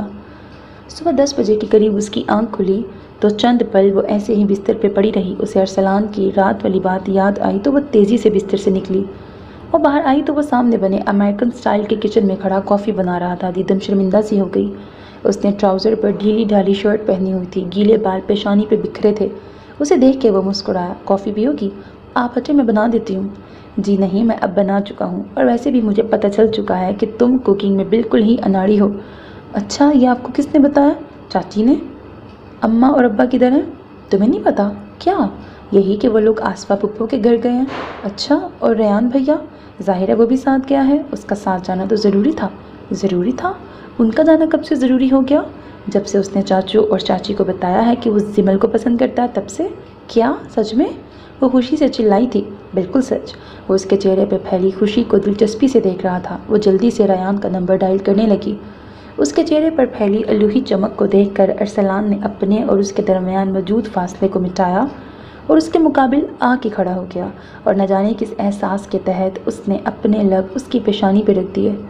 उसकी इस हरकत से दीदम अपनी जगह पे पत्थर की बन गई थी, जबकि वो कॉफ़ी का मग हाथ में लिए बैरूनी दरवाजे की तरफ मुड़ गया। दीदम ने बेयकीनी से अपनी पेशानी को छुआ, जहाँ अभी भी उसके जलते लबों की तपिश वो महसूस कर रही थी। वो अपने कमरे में आई और चेंज करके ज़ुहान सिकंदर का कोट सीने से लगाए ऑफिस जाने के लिए बाहर निकली तो सामने ही वो बाउंड्री वॉल के साथ कॉफ़ी के मग पर नज़रें जमाए खड़ा था। दीदम के बाहर निकलने पर उसने उसकी तरफ देखा। दोनों की नज़रें टकराईं और फिर दोनों ने ही नज़रें चुरा लीं। वो भी इधर उधर देखे बगैर गेट अबूर कर गई। अरसलान जमाल के दिमाग में काफ़ी देर तक उसकी हील की टिक टिक सुनाई देती रही। वो ऑफिस पहुंची तो खिलाफ मामूल आज ऑफिस में बहुत चहल पहल थी। ऑफिस को सजाया जा रहा था। उसे इस सब से कोई सरोकार न था। वो जैकेट लिए दस्तक देकर ज़ुहान के रूम में दाखिल हुई तो कीबोर्ड पर तेज़ी से चलती ज़ुहान की उंगलियां एक पल के लिए थमी थीं, लेकिन अगले ही लम्हे वो इन्हमाक से अपने काम में मसरूफ़ हो चुका था। सर की आवाज़ पर उसने रुख मोड़े सिर्फ कहने पर इक्तफ़ा किया। सर, कल आप अपनी ये जैकेट होटल में ही भूल आए थे। मैं ये आपको लौटाने आई हूँ। इसकी ज़रूरत तो नहीं थी मिसेस दीदम जमाल, बट चलें आप ले आई हैं तो यहाँ रख दें। दीदम ने आगे बढ़कर उसके करीब मौजूद चेयर पर जैकेट रखी और बैरूनी दरवाजे की तरफ बढ़ गई। उसके निकलते ही ज़ुहान सिकंदर ने सीट की पुश्त के साथ टेक लगाकर आंखें मूंद लीं। चंद पल के बाद उसने वो जैकेट उठाई और उसे कुछ देर देखते रहने के बाद उस पर अपने लब रख दिए। कुदरत ने इंसान की तख्लीक में जज्बात का अंसर भी शामिल किया है। कोई भी इंसान इससे खाली नहीं होता। बस कुछ लोग उन पर काबू नहीं रख सकते और कुछ लोग उन पर कुफल डाल के खुद ही टूटने लगते हैं। ज़ुहान सिकंदर के अंदर एक जंग शुरू हो चुकी थी। वो अपना आप उस पर आया करना चाहता था, लेकिन वो जानता था ये सब गलत है।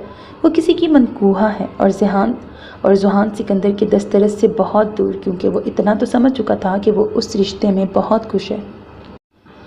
पहली लड़की नहीं थी जिसके साथ वो काम कर रहा था। उसने मखलूत निज़ाम में कई साल गुजारे थे। एक मुद्दत से वो औरतों के साथ काम कर रहा था और हमेशा उसने अपने और उनके दरमियान एक फ़ासला कायम करके रखा था। लेकिन दीदम कमाल को देखकर वो ज़िंदगी में पहली बार कमज़ोर पड़ने लगा था। उसके दिल में ना चाहते हुए भी दीदम के लिए जज्बात सर उठाने लगे थे। क्या सोच रहे हो? वो अपने ख़यालों में मगन अपनी बदलती हालत पे गौर कर रहा था। मुस्तफ़ा सिकंदर हाथ में दूध का गिलास थामे खड़े सवाल या नज़रों से उसे देख रहे थे। कुछ भी तो नहीं। उनकी आवाज़ पर चौंक कर उसने बात बनाई। दीदम के मुतालिक सोच रहे हो ना? दूध का गिलास उसके हाथ में थमाते हुए वो उसके साथ ही बैठ गए। उसने कुछ कहना चाहा, लेकिन उन्होंने उसे टोक दिया। मुझसे झूठ मत बोलना। मैं तुम्हारी माँ नहीं हूँ, लेकिन मैंने तुम्हारी एक माँ की तरह परवरिश की है। दादाजी आप। वो कुछ भी नहीं कह पाया। तुम उसे भूल जाओ। उसका हाथ थामे उन्होंने बहुत मोहब्बत से कहा। उसने इस बात में सर हिलाते निचला लब काटा। उसने तुमसे कुछ कहा था? कुछ कहा ही तो नहीं है, वो मायूसी से बोला। कहने से ज़्यादा अहम रवैया होता है। उसने एक लंबी सांस ली और बैकग्राउंड के साथ सर टिका दिया। तुम जितनी जल्दी इस बात को कबूल कर लो उतना ही तुम्हारे लिए अच्छा है। वो तुम्हारी कभी थी ही नहीं। वो बहुत खुशनसीब शख्स है जिसकी किस्मत में खुदा ने वो लड़की लिखी है, लेकिन तुम वो नहीं हो। कभी कभी दिल की ना मानकर अच्छा होता है। तुम भी अपना मामला अपने अल्लाह पे छोड़ दो। वो सर झुकाए उनकी सुनता रहा। वो उसके बालों को सहलाते दोस्ताना अंदाज में बोले और उसके माथे पे बोसा देकर उसे जल्द सोने की ताकीद करते उठ खड़े हुए, और वो सोच के समुंदर में गर्क हो गया। अपनी ज़िंदगी की सबसे बड़ी ख्वाहिश से पीछे हटना तो बहुत ही मुश्किल अमर था और वो फैसला नहीं कर पा रहा था कि उसे क्या करना है। अरसलान जमाल, कमाल साहब और रायान आज सलमान साहब की तरफ आए हुए थे। आज जिमल और रायान की बात पक्की हुई थी। ज़हरा खातून, जिमल, दीदम और जिमल की वालदा मरियम खातून इस वक्त किचन में बिजी थी। दीदम थोड़ी थोड़ी देर के बाद जिमल को तंग कर रही थी। दीदम दोनों टांगे लटकाए किचन काउंटर पर बैठी पास पड़े पिस्ता और बादाम से इंसाफ कर रही थी, जबकि बाकी तीनों ख़वातीन काम में मसरूफ़ थीं। वैसे ममानी ये दीदम आजकल कुछ ज़्यादा ही प्यारी नहीं लग रही है। जिमल की बात पर उसका मुंह को जाता हाथ उसने वापस गोद में रख लिया और अपने नाखूनों के साथ खेलने लगी। बदले बदले से मेरे सरकार नज़र आते हैं, मुझको तो इश्क के आसार नज़र आते हैं। दीदम के गाल दहक कर लाल अंगारा हो गए थे। किचन के दरवाजे में खड़े अरसलान जमाल के दिल ने एक बीट मिस करती थी। ارسلان بھائی کچھ چاہیے تھا؟ زمل کی نظر اس پہ پڑی تو وہ ہوش کی دنیا میں لوٹا اور آگے بڑھ کر دیدم کا موبائل اس کی طرف بڑھایا۔ یہ تمہارا موبائل چاچو کے پاس تھا، کسی کی کال آ رہی ہے۔ اس سے موبائل لیتے ہوئے دیدم کی انگلیاں اس کی انگلیوں سے مس ہوئی تھیں اور دیدم نے جلدی سے اپنا ہاتھ کھینچ لیا اور ساتھ ہی اس کا موبائل بجنے لگا۔ زوہان سکندر کا نام دیکھ کر اس نے حیرانگی سے کال ریسیو کی اور باہر صحن میں نکل آئی۔ کال ریسیو ہوتے ہی دوسری طرف سے اس کی خیریت معلوم کی گئی تھی۔ اس نے موبائل کان سے ہٹا کر اسے گھورا۔ میں سمجھا تم سو چکی ہوگی۔ اتنی جلدی نہیں سوتی میں، اس نے برجستہ کہا تھا۔ مجھے تم سے کچھ کہنا ہے، لیکن تم برا تو نہیں مانو گی؟ برا ماننے والی بات ہوئی تو برا تو مانوں گی۔ اس کی بات پر اس نے دانت پیسے۔ اچھا ایک بات بتاؤ، مجنوں، رانجھا اور فرہاد جو عشق میں امر ہو گئے، ان کے بارے میں تمہارا کیا خیال ہے؟ وہ تو سب افسانوی باتیں تھیں، کہنے کی حد تک ہی تھا سب کچھ۔ حقیقت میں آج کل کون کس کے لیے جان دیتا ہے؟ میں دے سکتا ہوں جان تمہارے لیے۔ اس کی بات پر وہ چپ ہو گئی۔ وہ بولی تو اسے اپنی آواز ہی بہت دور سے آتی محسوس ہوئی۔ آپ جانتے ہیں کیا کہہ رہے ہیں؟ جی جانتا ہوں، سب کچھ جانتا ہوں، یہ بھی کہ تم میری نہیں ہو سکتی، لیکن میں زندگی کے کسی موڑ پر پچھتانا نہیں چاہتا، اسی لیے سوچا ایک ٹرائی کرنے میں کیا حرج ہے۔ حرج ہے کیونکہ میں اپنے جملہ حقوق کسی اور کے نام کر چکی ہوں، لیکن مجھے اس سے کوئی فرق نہیں پڑتا۔ اس کی تیز آواز پر وہ بھی غصہ ہو گیا۔ اگر میں چاہوں تو ابھی اسی پل تم میری ہو سکتی ہو، لیکن میں تمہیں تمہاری مرضی سے حاصل کرنا چاہتا ہوں۔ تمہاری خوشی میں میری خوشی ہے، اور اگر تمہاری خوشی وہ شخص ارسلان جمال ہے تو میں راستے میں نہیں آؤں گا۔ اور دیدم کے سنے بغیر اس نے کال کاٹ دی۔ وہ کال بند کر کے مڑی تو اپنے پیچھے ارسلان جمال کو کھڑا پایا۔ وہ اندازہ نہیں کر سکی کہ وہ کب سے وہاں کھڑا ہے۔ وہ موبائل ہاتھ میں لیے عجیب کشمکش میں اپنے پاؤں کو دیکھنے لگی۔ تبھی اس نے اس کے ہاتھ کو اپنی گرفت میں لیا تھا اور گولڈ کی ایک بےحد نفیس سی انگوٹھی اس کی انگلی میں ڈالی۔ ہماری منگنی نہیں ہوئی تھی، اسے تم اپنی انگیجمنٹ رنگ سمجھ لو۔ وہ لو دیتی نظروں سے اسے دیکھ رہا تھا۔ اس کی آنکھوں میں جذبات کا ایک سمندر تھا۔ میں کل پاکستان جا رہا ہوں، میں اب مزید انتظار نہیں کر سکتا، جلد سے جلد رخصتی چاہتا ہوں۔ اس کی بات پر دیدم کی آنکھوں میں آنسو چمکنے لگے۔ اس کی محبت کو کاملیت مل گئی تھی۔ دو طرفہ پیار خدا کی طرف سے ایک تحفہ ہوتا ہے اور وہ اس تحفے سے نوازی گئی تھی۔ وہ خوش تھی، بہت خوش۔ اسے لگ رہا تھا وہ ہواؤں میں اڑ رہی ہے، لیکن وہ اپنے مستقبل سے بے خبر تھی۔ آنے والا وقت اس کے لیے بہت کڑا ثابت ہونے والا تھا۔ ہر محبت کرنے والے کو محبت کا خراج ادا کرنا ہوتا ہے، اسے سود سمیت ادا کرنا تھا۔ حسین زندگی ہے، حسین راہیں ہیں، تم اور میں ملے ہیں، نصیبوں کی صدائیں ہیں۔ وہ اپنے بائیں ہاتھ کی تیسری انگلی میں موجود انگوٹھی پر نظریں ٹکائے مسکرائے جا رہی تھی جب ارسلان جمال نے اس کے قریب آ کر رکا۔ وہ انگوٹھی سے نظر اٹھا کے اسے دیکھنے لگی۔ بات سنو، لڑکیاں مجھے دیکھ کر اسپیل باؤنڈ ہو جایا کرتی ہیں، اس لیے خیال رکھنا۔ توبہ، اتنا غرور؟ پاپا کہتے ہیں مجھ پہ غرور سجتا ہے۔ وہ اسے یقین دلا رہا تھا۔ صحیح کہتے ہیں، غرور تو سجتا ہے آپ پہ۔ بڑے آرام سے مان گئی ہو۔ وہ جواب تو دینا چاہتی تھی، لیکن تبھی زہرا خاتون نے ان دونوں کو بلا لیا کہ وہ آ کر زمل سے مل لیں۔ تبھی وہ دونوں چلتے ہوئے زمل اور ریان کے دائیں بائیں بیٹھ گئے اور رسم کے مطابق دونوں کو مٹھائی کھلائی۔ تبھی زمل کی نظر اس کے ہاتھ میں موجود انگوٹھی پہ پڑ گئی تھی۔ دیدم، واؤ کتنی پیاری رنگ ہے۔ اس کی بات پر زہرا خاتون اور مریم خاتون بھی ان دونوں کی طرف متوجہ ہو گئے۔ زہرا خاتون نے بھی آگے بڑھ کر اس کے ہاتھ میں موجود انگوٹھی دیکھی اور سوالیہ نظروں سے دیدم کو دیکھا، جس پر اس نے نظریں جھکا لیں۔ زہرا خاتون نے ایک نظر ارسلان کو دیکھا، جس نے انہیں آنکھ سے اشارہ کیا، اور زہرا خاتون نے ایک سرشار سی نظر دیدم پہ ڈالی۔ ارسلان نے اس ایک ہفتے میں ان کے سارے خدشات ختم کر دیے تھے اور وہ مطمئن ہو گئی تھیں، جبکہ دیدم کمال کہیں اور ہی پہنچی ہوئی تھی۔ 7 سال پہلے کی بہت ساری تکلیف دہ یادوں میں سے ایک اور یاد اس کے ذہن کے دریچوں میں جھلملائی تھی۔ وہ اسے لے کر اپنے دوستوں کی طرف سے دی گئی پارٹی میں گیا تھا۔ ارسلان جمال نے تو شاید اسے نظر بھر کر بھی نہ دیکھا تھا، اور وہ نہیں جانتی تھی کہ ارسلان جمال کے دوستوں میں سامیہ چودھری بھی شامل ہے۔ یہ نکاح کے بعد اس کی سامیہ چودھری سے پہلی ملاقات تھی۔ ٹرینڈی سے فراک میں دوپٹے سے آزاد بہترین میک اپ کیے دیدم کمال نے تو سب کو ہی امپریس کر دیا تھا، ماں سوائے ارسلان جمال کے، جبکہ سامیہ چودھری تو اسے دیکھ کر ایک پل کے لیے حیران رہ گئی۔ اس کے سامنے تو کچھ دن پہلے والی ٹین ایجر دیدم کمال تھی، لیکن یہاں تو وہ یکسر بدلی ہوئی لگ رہی تھی، جبکہ دیدم ہی جانتی تھی کہ یہ ڈریسنگ اور میک اپ اس کی ماں کا ہی کمال تھا۔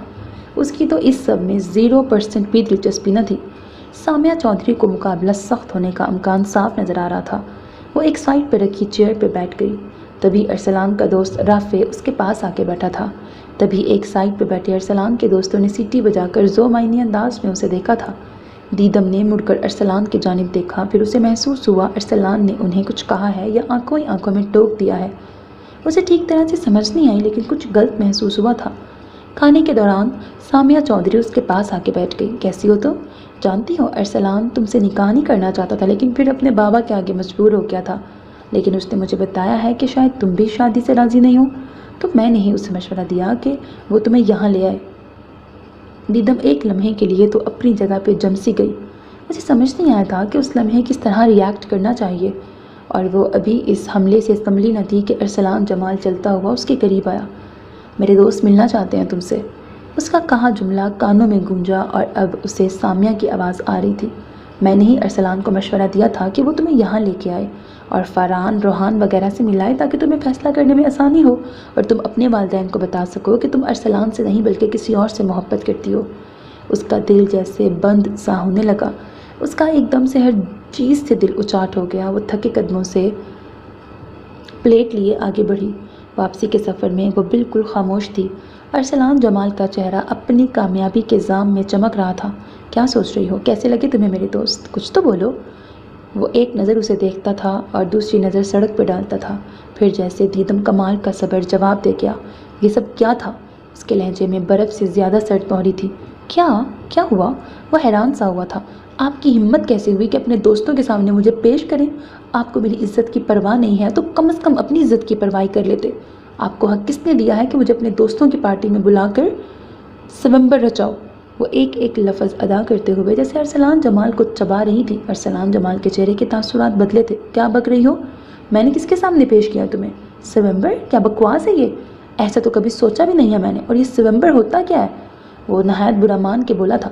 یہ بات تو آپ اپنی کزن سامیہ چودھری سے پوچھیں، وہ بھی اسی کے انداز میں بولی۔ اس کو انوالو کرنے کی ضرورت نہیں ہے، اپنا معاملہ اپنی ذات تک محدود رکھو۔ ارسلان جمال نے گرا کے کہا۔ دیدم کے چہرے پر استہزائیہ مسکراہٹ چمکی۔ کیوں؟ برا لگ رہا ہے نا؟ ایسے ہی مجھے بھی برا لگا ہے۔ افسوس ہو رہا ہے کہ میں کیوں آئی آپ جیسے شخص کی زندگی میں۔ مجھے نفرت ہو رہی ہے خود سے۔ یہ بات تو پہلے سوچنی چاہیے تھی، میں کوئی زبردستی اغوا کر کے نہیں لایا تمہیں۔ دیدم کمال نے افسردگی سے اسے دیکھا، اور پھر ان دونوں میں کوئی بات نہیں ہوئی تھی۔ اس کے بعد وہ امریکہ جانے سے ایک دن پہلے اس کے پاس آیا تھا۔ زمل اس کا کندھا ہلا کے کچھ کہہ رہی تھی۔ دیدم نے چونک کر اس کی طرف دیکھا۔ یار دیدم، مانا کہ تمہارے ارسلان جمال بہت خوبصورت ہیں، لیکن یہ تم بھری محفل میں انہیں اتنا بے خود ہو کر نہ دیکھو کہ تمہیں اپنے آس پاس کا ہوش ہی نہ رہے۔ جبکہ ارسلان جمال بظاہر تو ریان سے باتیں کر رہا تھا، لیکن اس کا سارا دھیان سامنے بیٹھی دیدم جمال پر تھا، جو ٹکٹکی باندھے اسے دیکھ رہی تھی۔ آج وہ واپس جا رہا تھا، وہ پیکنگ کر رہا تھا جب وہ دستک دے کر روم میں داخل ہوئی۔ اسے دیکھ کر اس کے تیزی سے چلتے ہاتھ رک گئے۔ وہ دونوں ہاتھ سینے پہ باندھ کر اس حسن کی مہورت کو دیکھنے لگا۔ وہ کنفیوز سی انگلیاں مڑوڑ رہی تھی۔ کچھ کہنا ہے تمہیں؟ ارسلان جمال نے اس کی مشکل آسان کی۔ اس نے اس بات میں سر ہلایا اور رنگ اتار کر اس کے سامنے ٹیبل پہ رکھ دی۔ میں آپ سے یہ نہیں لے سکتی۔ وہ خاموشی سے اسے دیکھنے لگا۔ مجھے پوچھ سکتا ہوں؟ نہیں، وہ تیزی سے بولی۔ میں اس کا کیا مطلب سمجھوں؟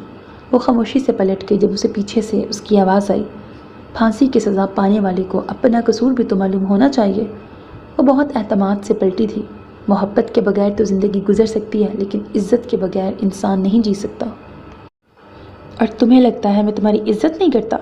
آگے آپ سمجھدار ہیں، میں کچھ کہنا نہیں چاہتی۔ شادی کرنا مشکل نہیں ہوتا، اسے نبھانا مشکل ہوتا ہے۔ وہ اپنے کہہ کر رکی نہیں اور اپنے کمرے میں چلی آئی، اور پھر زہرا خاتون نے اس کے کمرے کے کئی چکر لگائے، لیکن وہ خاموشی سے آنسو بہاتی رہی، لیکن باہر نہیں آئی۔ ارسلان نے جاتے جاتے زہرا خاتون اور کمال احسن کو بتا دیا کہ وہ اب رخصتی چاہتا ہے۔ دیدم کمال سے دست بردار ہونا اس کے بس میں نہیں تھا۔ ریان کے ساتھ گاڑی میں بیٹھتے ہوئے بھی اس نے ایک آخری نظر مین ڈور پہ ڈالی کہ کاش وہ اسے جانے سے پہلے ایک آخری بار دیکھ لے۔ وہ چلا گیا تھا اور دیدم کمال کا سکون بھی اپنے ساتھ ہی لے گیا تھا۔ اس نے ذوحان سکندر کے ہاں سے جاب چھوڑ دی تھی، یہ جانے بغیر کہ ذوحان سکندر ترکی چھوڑ کر امریکہ شفٹ ہو چکا ہے۔ اس نے ایئرپورٹ پر سے ایک آخری بار دیدم کمال کو کال کی تھی، لیکن اس نے کال ریسیو نہیں کی۔ وہ اس ایک میسج کو کئی بار پڑھ چکی تھی۔ مختصر الفاظ میں اپنی صفائی پیش کی گئی تھی۔ وہ الفاظ اس پر کسی جادو کی طرح اثر کر رہے تھے۔ وہ دل اور انا کی جگہ میں فیصلہ ہی نہیں کر پا رہی تھی۔ اس نے ایک بار پھر میسیج کو آنکھوں کے ذریعے دل میں اتارا۔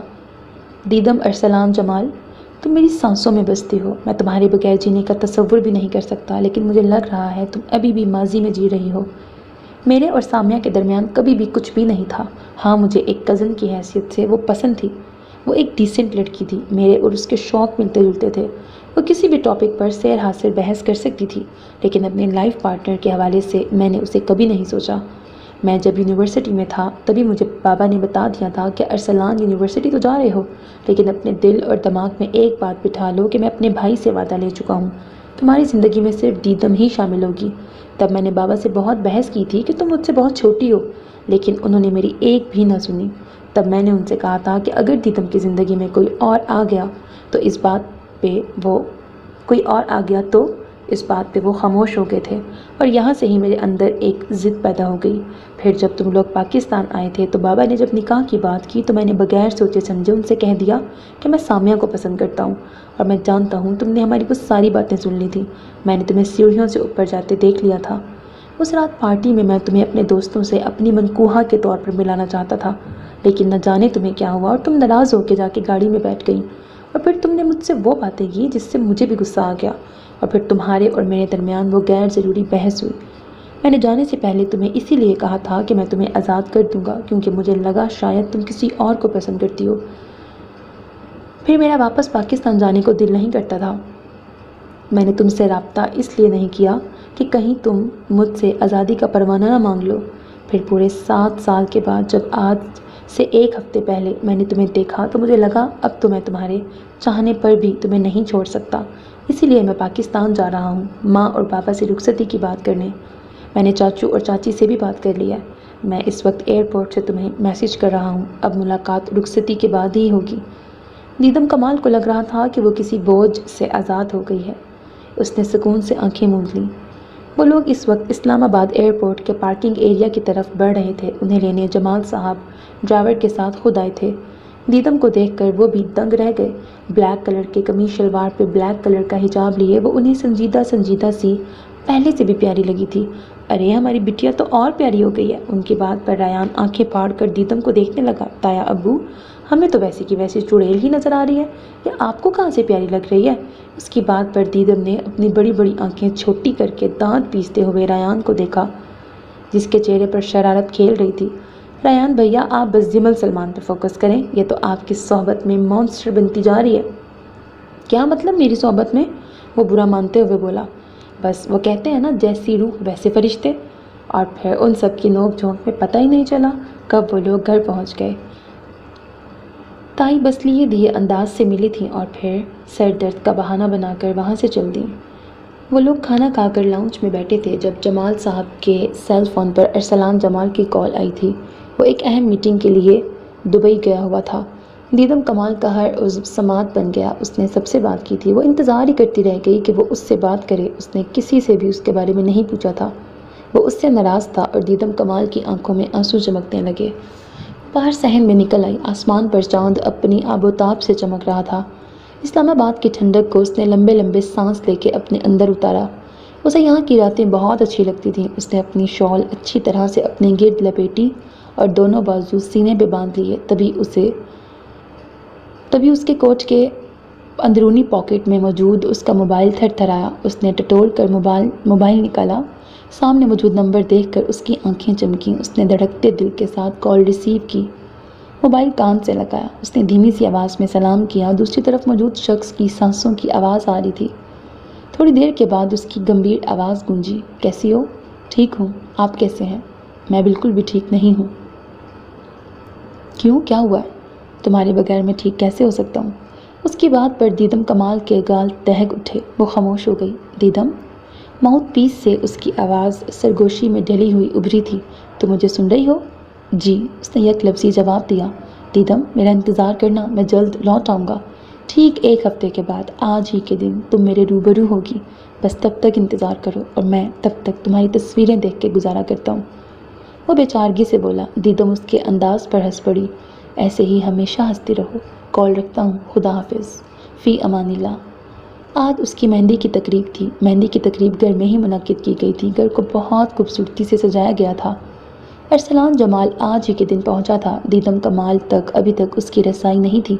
وہ اس وقت لیمن کلر کے جوڑے میں میرون دوپٹہ سر پہ ٹکائے، ہاتھوں میں گجرے پہنے، پھولوں سے بنے زیور پہنے آسمان سے اتری کوئی پری ہی لگ رہی تھی۔ تائی رابعہ کا رویہ بھی ٹھیک تھا، وہ ہر رسم میں شریک ہوئی تھی۔ دونوں ہاتھوں میں بھر بھر کے چوڑیاں ڈالی گئی تھیں، مہندی کی خوشبو چاروں اور پھیلی ہوئی تھی۔ اور پھر دیدم کمال کی نظر سامنے اٹھی اور پلٹنا ہی بھول گئی۔ لیمن کلر کے کرتے پر وائٹ چادر شانوں پہ ٹکائے وہ اعتماد سے چلتا ہوا سٹیج کی طرف بڑھ رہا تھا۔ اس کی نظروں کی تپش پاتے ہوئے دیدم نے نظریں جھکا لیں۔ وہ بہت استحقاق سے اس کی بائیں جانب آ کے بیٹھا تھا۔ سب ایک ایک کر کے رسم ادا کرنے لگے۔ سب سے پہلے رابعہ خاتون نے مہندی لگا کے رسم کا آغاز کیا۔ سب سے آخر میں سامیہ چودھری آئی تھی۔ ارسلان جمال نے اس کی آنکھوں میں دیدم کے لیے ایک اندیکھی نفرت دیکھی اور اسے دکھانے کے لیے دیدم کے کان کے قریب جھک کر کچھ کہا جس پر وہ کانوں کی لوؤں تک سرخ ہو گئی۔ سامیہ چودھری کے اندر چنگاریاں سی بھڑک گئیں۔ اس نے ارسلان جمال کے ساتھ کے خواب دیکھے تھے لیکن یہ خواب آج ادھورے رہ گئے۔ اور پھر ایک آخری رسم ادا کی گئی جو کہ خالصتاً زمل کے دماغ کا فطور تھا۔ ارسلان بھائی، آپ دیدم کے ہاتھوں کی مہندی میں اپنا نام تلاش کریں۔ اس نے دیدم کی ہتھیلیاں ارسلان کے سامنے کی اور ارسلان جمال کی دلی مراد بھر آئی۔ اسے دائیں ہاتھ کی چھوٹی انگلی کے ساتھ ہی اپنا نام نظر آ گیا تھا۔ اس نے مسکراتے اس پر انگلی رکھی اور دیدم کے قریب ہو کے بولا، دیدم کمال، مجھے اس کے بدلے میں کچھ چاہیے۔ کیا؟ اس نے سوالیہ نظروں سے ارسلان کی طرف دیکھا۔ رسم کے بعد اپنے کمرے کا دروازہ کھلا رکھنا، پھر روبرو ہی بتاؤں گا کہ کیا۔ ارسلان بھیا، یہ چیٹنگ ہے۔ آپ دیدم سے بھری محفل میں کیا سرگوشی کر رہے ہیں؟ اے زبل کی بچی، چپ رہو، یہ ہم میاں بیوی کی اپنی بات ہے۔ اچھا دیدم صاحبہ، آپ نے ابھی سے ہی پارٹی بدل لی؟ وہ تمہاری پارٹی میں تھی ہی کب؟ یہ بھی ہے۔ دیدم کی تھکاوٹ کا احساس کرتے ہوئے ارسلان نے زمل کو اسے وہاں سے لے جانے کے لیے کہا۔ دیدم زمل کا ہاتھ پکڑ کر سٹیج سے نیچے اتر رہی تھی جب سٹیج پر جلتے چراغوں پر دیدم کا دوپٹہ آ گیا اور دیکھتے ہی دیکھتے آدھے سے زیادہ دوپٹے نے آگ پکڑ لی۔ سب سے پہلی نظر ارسلان کی ہی گئی اور وہ تیزی سے آگے بڑھا اور دیدم سے دوپٹہ کھینچ کر دور پھینکا اور خود اس کے آگے ڈھال بن کے کھڑا ہو گیا تاکہ ننگے سر کسی کی اس پہ نظر نہ پڑے۔ سب ششتر سے دور پڑے دوپٹے کو جلتا دیکھ رہے تھے۔ ارے یہ کیا؟ اپشگن ہو گیا ہے۔ لو جی، اپشگن ورڈ تو سنو ذرا۔ اللہ اللہ، یہ اچھا نہیں ہوتا، یہ لڑکی منحوس نہ ہو۔ دیکھو اس کا سارا دوپٹہ ہی جل گیا۔ ارسلان جمال نے جس طرف سے یہ آوازیں آ رہی تھیں اس طرف ایک قہر بڑی نظر ڈالی اور روتی دھوتی دیدم کو باہوں کے حصار میں لیے وہاں سے لے گیا۔ کمرے میں پہنچنے تک اس نے رو رو کے اپنا برا حال کر لیا تھا۔ ارسلان اپنے کمرے میں اسے لے آیا، اسے بیڈ پہ بٹھا کے اس کے دونوں ہاتھوں کو تھام کر اپنے لبوں سے اس کے سارے آنسو چن لیے۔ اس کی اس حرکت پر دیدم کمال اپنی جگہ پہ ساکت رہ گئی۔ اسے ساکت و جامد ہوتا دیکھ کر اس کی حسِ شرارت بھڑکی۔ اب اگر تم روئی نا تو تمہارے آنسوؤں کے ایک ایک قطرے کے ساتھ میری جسارتیں بڑھتی جائیں گی۔ اس کے دیکھنے پر ارسلان جمال نے ایک آنکھ دبا کر مسکرایا تھا۔ اس نے وارڈروب سے اس کے کپڑے نکالے اور اس کی طرف بڑھائے۔ جاؤ چینج کر لو۔ دیدم خالی نظروں سے اسے دیکھنے لگی۔ چینج کرو گی یا یہ کام بھی میں خود ہی کر دوں؟ اس کی بات پر وہ ایک جھٹکے سے اٹھی اور اس کے ہاتھ سے کپڑے لے کے واش روم میں بند ہو گئی۔ دروازہ بند ہونے کی آواز پر وہ ہونٹ بھینچے کھڑا رہا۔ وہ باہر آئی تو اس کی نظروں سے گھبرا کر دروازے کی سمت مڑی۔ میں اپنے کمرے میں چلتی ہوں۔ میڈم، اب آپ کا کمرہ یہی ہے۔ نہیں ارسلان، ہماری رخصتی کل ہے۔ اس کی بات پر وہ مسکرایا۔ پاگل لڑکی، تم یہیں رہو، میں کہیں اور جا کے سو جاؤں گا۔ اور پھر اسے بیڈ پہ لٹا کر بلینکٹ اڑا کر وہ باہر نکل گیا۔ اس کا رخ اپنی ماں کے کمرے کی طرف تھا۔ آدھی رات کو اس کی آنکھ کھلی تو وہ پسینے میں شرابور تھی۔ اس نے بہت بھیانک خواب دیکھا تھا۔ وہ ننگے سر اور ننگے پاؤں کانچ کے ٹکڑوں پہ بھاگ رہی تھی۔ اس کے آس پاس گھپ اندھیرا تھا اور پھر وہ ایک گہرے کنویں میں گرنے لگتی ہے، لیکن پھر اسے محسوس ہوتا ہے جیسے اسے کوئی اوپر کی طرف کھینچ رہا ہو۔ پھر اسے سفید روشنی کی لکیر نظر آئی اور اس میں اسے بچانے والے شخص بھی، لیکن وہ اس کا چہرہ نہیں دیکھ سکی۔ اس کی نظر اس کے ہاتھ پہ ہی تھی۔ اس کی کلائی پر کالے رنگ کا دھاگا بندھا تھا اور اس سے تھوڑا سا اوپر گہرے زخم کا نشان تھا جیسے شیشے سے اسے کاٹا گیا ہو۔ اس کا سارا جسم ہولے ہولے کانپ رہا تھا۔ اس نے وقت دیکھا تو صبح کے 4 بج رہے تھے۔ وہ سر پر سکارف لپیٹتی واش روم میں چلی گئی اور تھوڑی دیر کے بعد وضو کر کے لوٹی۔ جائے نماز بچھا کے اس نے نیت باندھ لی۔ وہ خواب ابھی بھی اس کے حواسوں پر چھایا ہوا تھا۔ اس سے جان چھڑانے کے لیے وہ اپنا پورا دھیان نماز میں لگانے کی کوشش کرنے لگی، جس میں وہ کامیاب ٹھہری۔ نماز کے بعد اس نے دعا کے لیے ہاتھ اٹھائے تو بس خالی دماغ سے کافی دیر ہتھیلیوں کو گھورنے کے بعد منہ پہ ہاتھ پھیرتے ہوئے اٹھ گئی۔ اس کمرے میں یہ اس کی پہلی رات تھی۔ اس نے ڈریسنگ سے ارسلان جمال کا پرفیوم اٹھایا اور ناک کے قریب لے جا کے اسے سونگھا۔ تبھی کھٹکے کی آواز پر اس نے پیچھے مڑ کر دیکھا، جہاں ارسلان جمال کوٹ کندھے پہ ڈالے چلا آیا۔ آپ اتنی جلدی اٹھ گئے؟ پتہ نہیں، بس نیند ہی نہیں آئی، بس بار بار تمہارا ہی خیال آ رہا تھا، وہ اس کے قریب ہوتے ہوئے بولا۔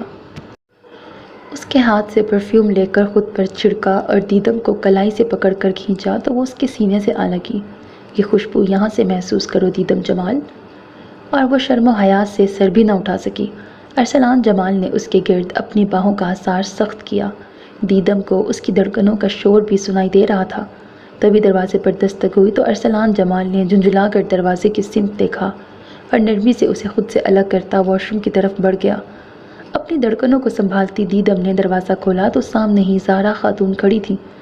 وہ دیدم کو دیکھ کر مسکرائیں، لیکن دیدم کو محسوس ہوا جیسے وہ کچھ پریشان ہو۔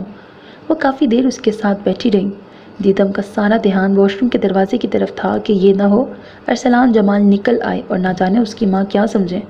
اس کا دھیان بھٹک بھٹک کر اسی طرف جا رہا تھا۔ تھوڑی دیر بیٹھنے کے بعد وہ اس کے لیے ناشتہ بھیجنے کا کہہ کے اٹھ گئی تو دیدم نے جلدی سے دروازہ بند کیا اور واش روم کے دروازے پر دستک دی تو کھٹاک کی آواز کے ساتھ دروازہ کھلا اور بغیر شرٹ کے ارسلان جمال اس کے سامنے تھا۔ دیدم رخ موڑ کر کھڑی ہو گئی تو ارسلان نے مسکرا کر وارڈروب میں سے شرٹ نکال کر پہنی اور اس کے قریب آ کر سر کو دائیں بائیں حرکت دی، جس سے پانی کے چھینٹے اڑ کر دیدم کے چہرے پہ پڑے۔ اس نے جھک کر اس کے گال پر اپنے لب رکھے اور ایک گہری نظر اس پہ ڈالتا ہوا بیرونی دروازے کی طرف مڑ گیا۔ دیدم اپنے گال پر ہاتھ رکھے وہیں بیٹھتی چلی گئی۔ آج رخصتی شہر کے ایک بہترین ہوٹل میں تھی۔ 10 بجے کے قریب وہ زمل کے ساتھ پارلر چلی آئی۔ 2 گھنٹے مسلسل ایک ہی پوزیشن میں بیٹھنے کے بعد کہیں جا کے اس کی تیاری مکمل ہوئی۔ نفیس سے کام والا گولڈن کلر کا لہنگا پہنے وہ کل سے بھی زیادہ خوبصورت لگ رہی تھی۔ تبھی اس کے موبائل پر ارسلان کی کال آئی تھی۔ اس نے ریسیو کی تو اس نے بتایا کہ وہ کمال صاحب اور زہرا خاتون ہال کے لیے نکل آئے ہیں۔ اس کی بات ابھی جاری تھی جب دیدم کو ایک زوردار دھماکے کی آواز آئی اور کال کٹ گئی۔ اس نے کانپتے ہاتھوں سے دوبارہ بار بار نمبر ڈائل کیا، لیکن نمبر بند جا رہا تھا۔ تبھی زمل نے اسے بتایا کہ ڈرائیور آ گیا ہے۔ وہ زمل کے ساتھ گاڑی میں آ کے بیٹھی اور پھر سے نمبر ڈائل کیا، لیکن پاور آف آ رہا تھا۔ ٹھیک 15 منٹ کے ڈرائیو کے بعد جب وہ ہال میں پہنچی تو سامنے ہی رابعہ تائی سینہ کو بھی کر رہی تھی۔ دیدم کو دیکھ کر وہ تیزی سے اس کی طرف لپکیں اور اسے ایک ساتھ ایک تھپڑ رسید کیے، ساتھ ہی نوچ نوچ کے اس کے زیورات اتارنے لگی، جبکہ وہ بت بنی کھڑی تھی۔ زمل اس کا بچاؤ کرنے کی کوشش کر رہی تھی، لیکن اپنی کوشش میں وہ ناکام تھی۔ آس پاس لوگ تماشا دیکھنے کے لیے کھڑے تھے۔ تبھی مجمع میں سے کسی کی آواز آئی، یہ لڑکی تو بہت ہی منحوس ہے، شوہر کے ساتھ ساتھ ماں باپ کو بھی کھا گئی۔ دیدم کا یہ سننا تھا کہ وہ لہرا کر دھڑام سے نیچے گری، جبکہ زمل روتے ہوئے اس کا سر گود میں رکھے ہلکے ہلکے اس کو جھنجھوڑ رہی تھی، لیکن وہ ہوش و خرد سے بیگانہ ہو چکی تھی۔ اس نے ریان اور جمال صاحب سب کو آواز دینی تھی، لیکن وہ سب لوگ تو ہاسپٹل کی طرف نکل گئے تھے۔ وہ جس وقت ہوش میں آئی خود کو نرم بستر پہ پایا۔ زمل اس کے پاس بیٹھی آنسو بہا رہی تھی۔ باہر سے رونے اور بین کرنے کی آوازیں آ رہی تھیں۔ وہ اٹھ کر تیزی سے باہر کی طرف بھاگی جہاں اس کے ماں باپ اور شوہر کا جنازہ رکھا تھا۔ کچھ لوگ اسے ترحم سے اور کچھ نفرت سے دیکھ رہے تھے۔ وہ بھاگ کر باپ کی چرپائی تک پہنچی۔ ان کا چہرہ پہچاننا مشکل ہو رہا تھا۔ اسے لگا اس کا دل پھٹ جائے گا۔ وہ پھوٹ پھوٹ کر روتی، ساتھ ہی نظر ماں پہ پڑی تو نیم پاگل سی ماں کے چہرے کو دیکھنے لگی، جن کا چہرہ نیل گوں کیا ہوا تھا۔ اس نے ہاتھ بڑھا کر ان کا چہرہ چھوا۔ اسے لگا ابھی ماں کا ہاتھ اس کے ہاتھ پہ آ کے ٹھہر جائے گا، لیکن آج وہ ہمیشہ کے لیے چلی گئی تھی۔ وہاں اسے دلاسا دینے والا کوئی نہیں تھا۔ اور پھر اسے اس کا خیال آیا جس کے لیے وہ ابھی بھی لال جوڑے میں ملبوس الجھی بکھری بیٹھی تھی۔ اس کے پاس پہنچ کر اس کے چہرے سے کفن ہٹانے کے لیے ہاتھ بڑھایا ہی تھا جب درمیان میں ہی رابعہ خاتون نے اس کا ہاتھ پکڑ لیا۔ تائی امی، بس ایک بار پلیز، بس آخری بار اس کا چہرہ دیکھتے دیں۔ انہوں نے آگے بڑھ کر اسے دھکا دے کر پیچھے کیا اور اس کے آگے ہاتھ جوڑ دیے۔ وہ مر چکا ہے، اب تو اس کا پیچھا چھوڑ دو۔ اور وہ مرے قدموں سے ماں باپ کی چرپائی کے درمیان میں زمین پہ بیٹھ گئی۔ زمل نے وائٹ چادر لا کر اس کے سر پہ ڈال دی اور اس کے پاس بیٹھ کر آنسو بہانے لگی، جبکہ دیدم بت بنی بس ماں باپ کے چہرے کو دیکھ رہی تھی۔ جب جنازہ اٹھانے کا وقت آیا تو اس نے ماں باپ کے چہرے کا بوسہ لیا اور ایک امید سے رابعہ خاتون کی طرف دیکھا، لیکن بیٹے کی لاش دیکھ کر ان کے دل میں دیدم کے لیے نفرت میں اور ہی اضافہ ہوتا تھا۔ رابعہ خاتون بیٹے کی لاش کے ساتھ لپٹ گئیں۔ بہت سی عورتوں نے مل کر انہیں تھام رکھا تھا، تبھی ان کی نظر دیدم پر پڑی جو پاگلوں کی طرح زمین پہ بیٹھی آڑی ترچھی لکیریں کھینچ رہی تھی۔ وہ تیزی سے دیدم کی جانب لپکی اور تھوڑی ہی دیر میں سب کے بچ بچاؤ کرانے کے باوجود اسے دھنک کے رکھ دیا، اور وہ بھی مٹی کی بت بنی مار کھاتی رہی۔ تب مریم خاتون ان کے بیچ میں آئیں اور زمل کو دیدم کو اندر لے جانے کو کہا۔ وہ اسے سہارا دے کر اندر لے گئی۔ مار کھانے کی وجہ سے اس کی چال میں لنگڑاہٹ تھی۔ زمل نے اسے روتے ہوئے بیڈ پہ بٹھایا اور ساتھ رابعہ بیگم کو کوسنے لگی۔ تبھی وہ کھوئی سی بولی، انہیں کیوں کچھ کہہ رہی ہو زمل؟ وہ ٹھیک ہی تو کہہ رہی ہیں، ان کا جوان خوبصورت بیٹا ان کے بڑھاپے کا سہارا چھن گیا میری نحوست کی وجہ سے۔ میں تو ایسی منحوس ہوں جو اپنے ماں باپ کو کھا گئی۔ زمل کو اس کی دماغی حالت پر شبہ ہوا۔ اس نے وارڈروب سے ایک سادہ سا سوٹ نکال کر اس کی طرف بڑھایا اور اسے پکڑ کر واش روم میں لے گئی۔ وہ چینج کر کے واپس آئی تو اسے نیند کی گولی دے کے لٹا دیا اور جب تک وہ سوتی اس کے پاس بیٹھ کر اس کا سر دباتی رہی۔ اس کی آنکھ اگلی صبح دن چڑھے کھلی۔ وہ کافی دیر آنکھیں موندے بیڈ پہ پڑی رہی۔ تبھی دروازہ کھلنے کی آواز پر اس نے آنکھیں کھول کر دیکھا تو زمل ہاتھ میں ناشتے کی ٹرے لیے اندر داخل ہوئی۔ اس کے پیچھے ہی ریان کمرے میں داخل ہوا۔ اسے دیکھ کر دیدم اٹھ کے بیٹھ گئی، الجھے بکھرے بال، سوجے پپوٹے۔ ریان کے دل کو کچھ ہوا، یہ اس کی وہ بہن تو نہیں تھی؟ وہ تیزی سے آگے بڑھا اور اسے باہوں کے حصار میں لے لیا۔ دیدم کی روتے روتے ہچکی بند گئی، آنسو پانی کی طرح اس کے چہرے کو بھگو رہے تھے۔ ریان نے ہاتھ سے اس کے منہ پہ آئے بال پیچھے کیے اور اس کے آنسو صاف کرتے ہوئے ناشتے کی ٹرے اپنے آگے کھسکائی۔ چلو جاؤ فریش ہو کے آؤ، پھر دونوں بہن بھائی ناشتہ کرتے ہیں۔ اس نے روتے ہوئے نفی میں سر ہلایا۔ تم میری پیاری بہن ہو، چلو اٹھو، اگر تم نہیں کھاؤ گی تو پھر میں بھی نہیں کھاؤں گا۔ وہ خاموشی سے اٹھ گئی۔ سوئم کے بعد ریان نے اپنی اور اس کی سیٹ بک کرا دی، لیکن وہ جانے سے انکاری تھی۔ لیکن بھیا میں یہاں سے نہیں جاؤں گی، یہ میرے شوہر کا گھر ہے، میں یہیں رہوں گی۔ دیکھو دیدم ضد نہ کرو، تم جانتی ہو ممانی تمہیں ایک پل بھی برداشت نہیں کر سکتی، تم بے جا ضد نہ کرو۔ زمل غصے سے بول رہی تھی۔ زمل میں ان کی خدمت کروں گی، میں ان کے دل میں اپنی جگہ بنا لوں گی، میں اپنی عدت یہیں پوری کرنا چاہتی ہوں اور اس کے بعد بھی میں یہیں رہنا چاہتی ہوں۔ زمل غصے سے اس کی طرف مڑی، لیکن اس سے پہلے ہی ریان نے اسے چپ کروا دیا۔ اوکے، تمہارا جب تک دل کرتا ہے تم رہ لو، لیکن جب تمہارا آنے کا دل چاہے بس مجھے ایک کال کر لینا۔ اس نے اس بات میں سر ہلایا اور نظریں جھکا لیں۔ اور پھر وہ لوگ چلے گئے۔ جمال تایا کا اس کے ساتھ رویہ بہت اچھا تھا، وہ اس کے نہ جانے کا سن کر بہت خوش ہوئے تھے۔ رابعہ تائی اسے ایک آنکھ بھی نہیں دیکھنا چاہتی تھیں، وہ ان کے سامنے کم ہی آتی تھی۔ اس نے ہنسنا بولنا چھوڑ ہی دیا تھا، گھر کے زیادہ تر کام اس نے اپنے ذمہ لے لیے تھے۔ ماں بابا آ کر دیکھیں آپ کی بیٹی نے سب کچھ کرنا سیکھ لیا ہے، لیکن یہ سب دیکھنے کے لیے آپ نہیں ہیں۔ وہ ارسلان کے کمرے میں ہی شفٹ ہو گئی تھی۔ وہ آج بھی اس کا پرفیوم اٹھا کر اس کی خوشبو کو محسوس کرتی تھی۔ وقت کا کام ہے گزرنا اور گزر ہی جاتا ہے، لیکن دیدم کمال کے لیے وقت بس ایک جگہ پر رک گیا تھا۔ اسے اسلام آباد میں رہتے ہوئے پورا 1 سال گزر چکا تھا۔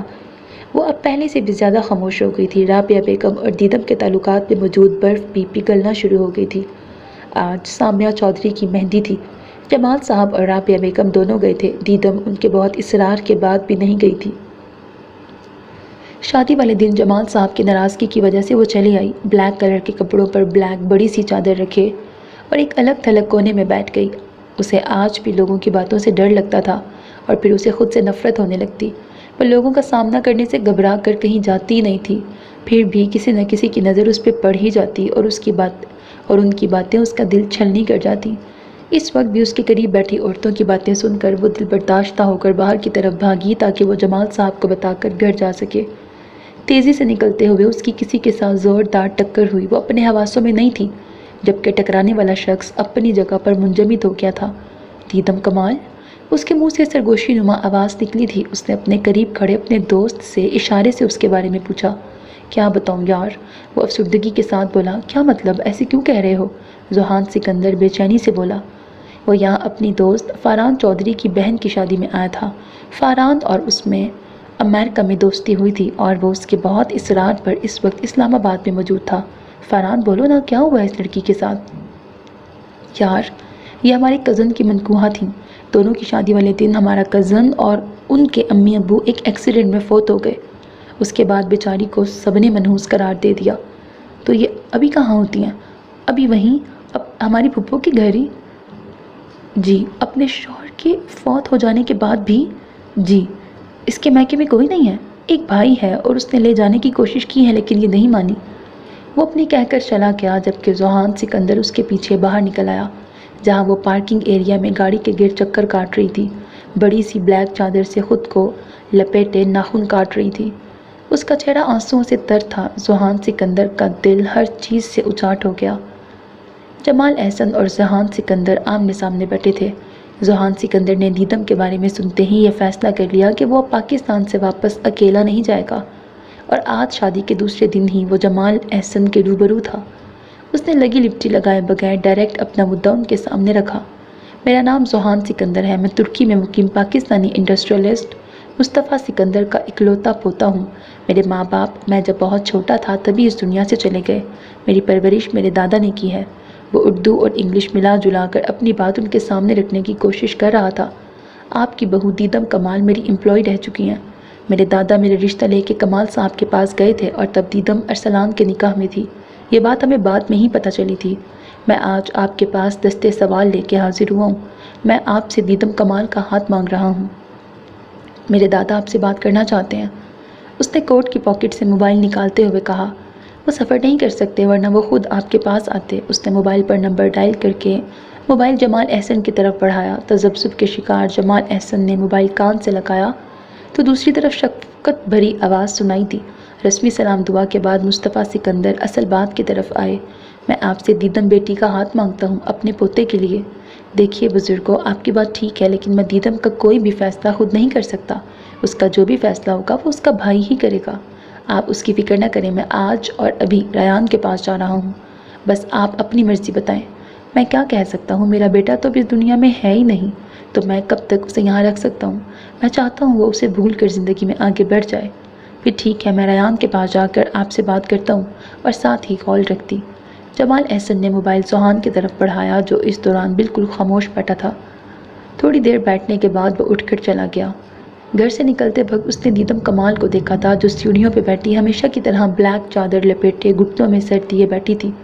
وہ چاہنے کے باوجود اس کا چہرہ نہیں دیکھ سکا اور سر جھٹکتا اپنی گاڑی میں آ بیٹھا۔ جمال صاحب، یہ کون تھا؟ یہ ترکی سے آیا ہے، ریان نے اسے بھیجا ہے۔ ریان اس کے ساتھ دیدم کی شادی کرنا چاہتا ہے۔ انہوں نے سچ جھوٹ ملا کر بیوی کو بتایا۔ اچھا، ابھی میرے بیٹے کا کفن بھی میلا نہیں ہوا اور وہ اپنی بہن کی کسی اور سے شادی کروانے جا رہا ہے۔ جمال صاحب، اسے بتائیے گا میں اس ناگن کی شادی میرے جیتے جی نہیں ہو سکتی۔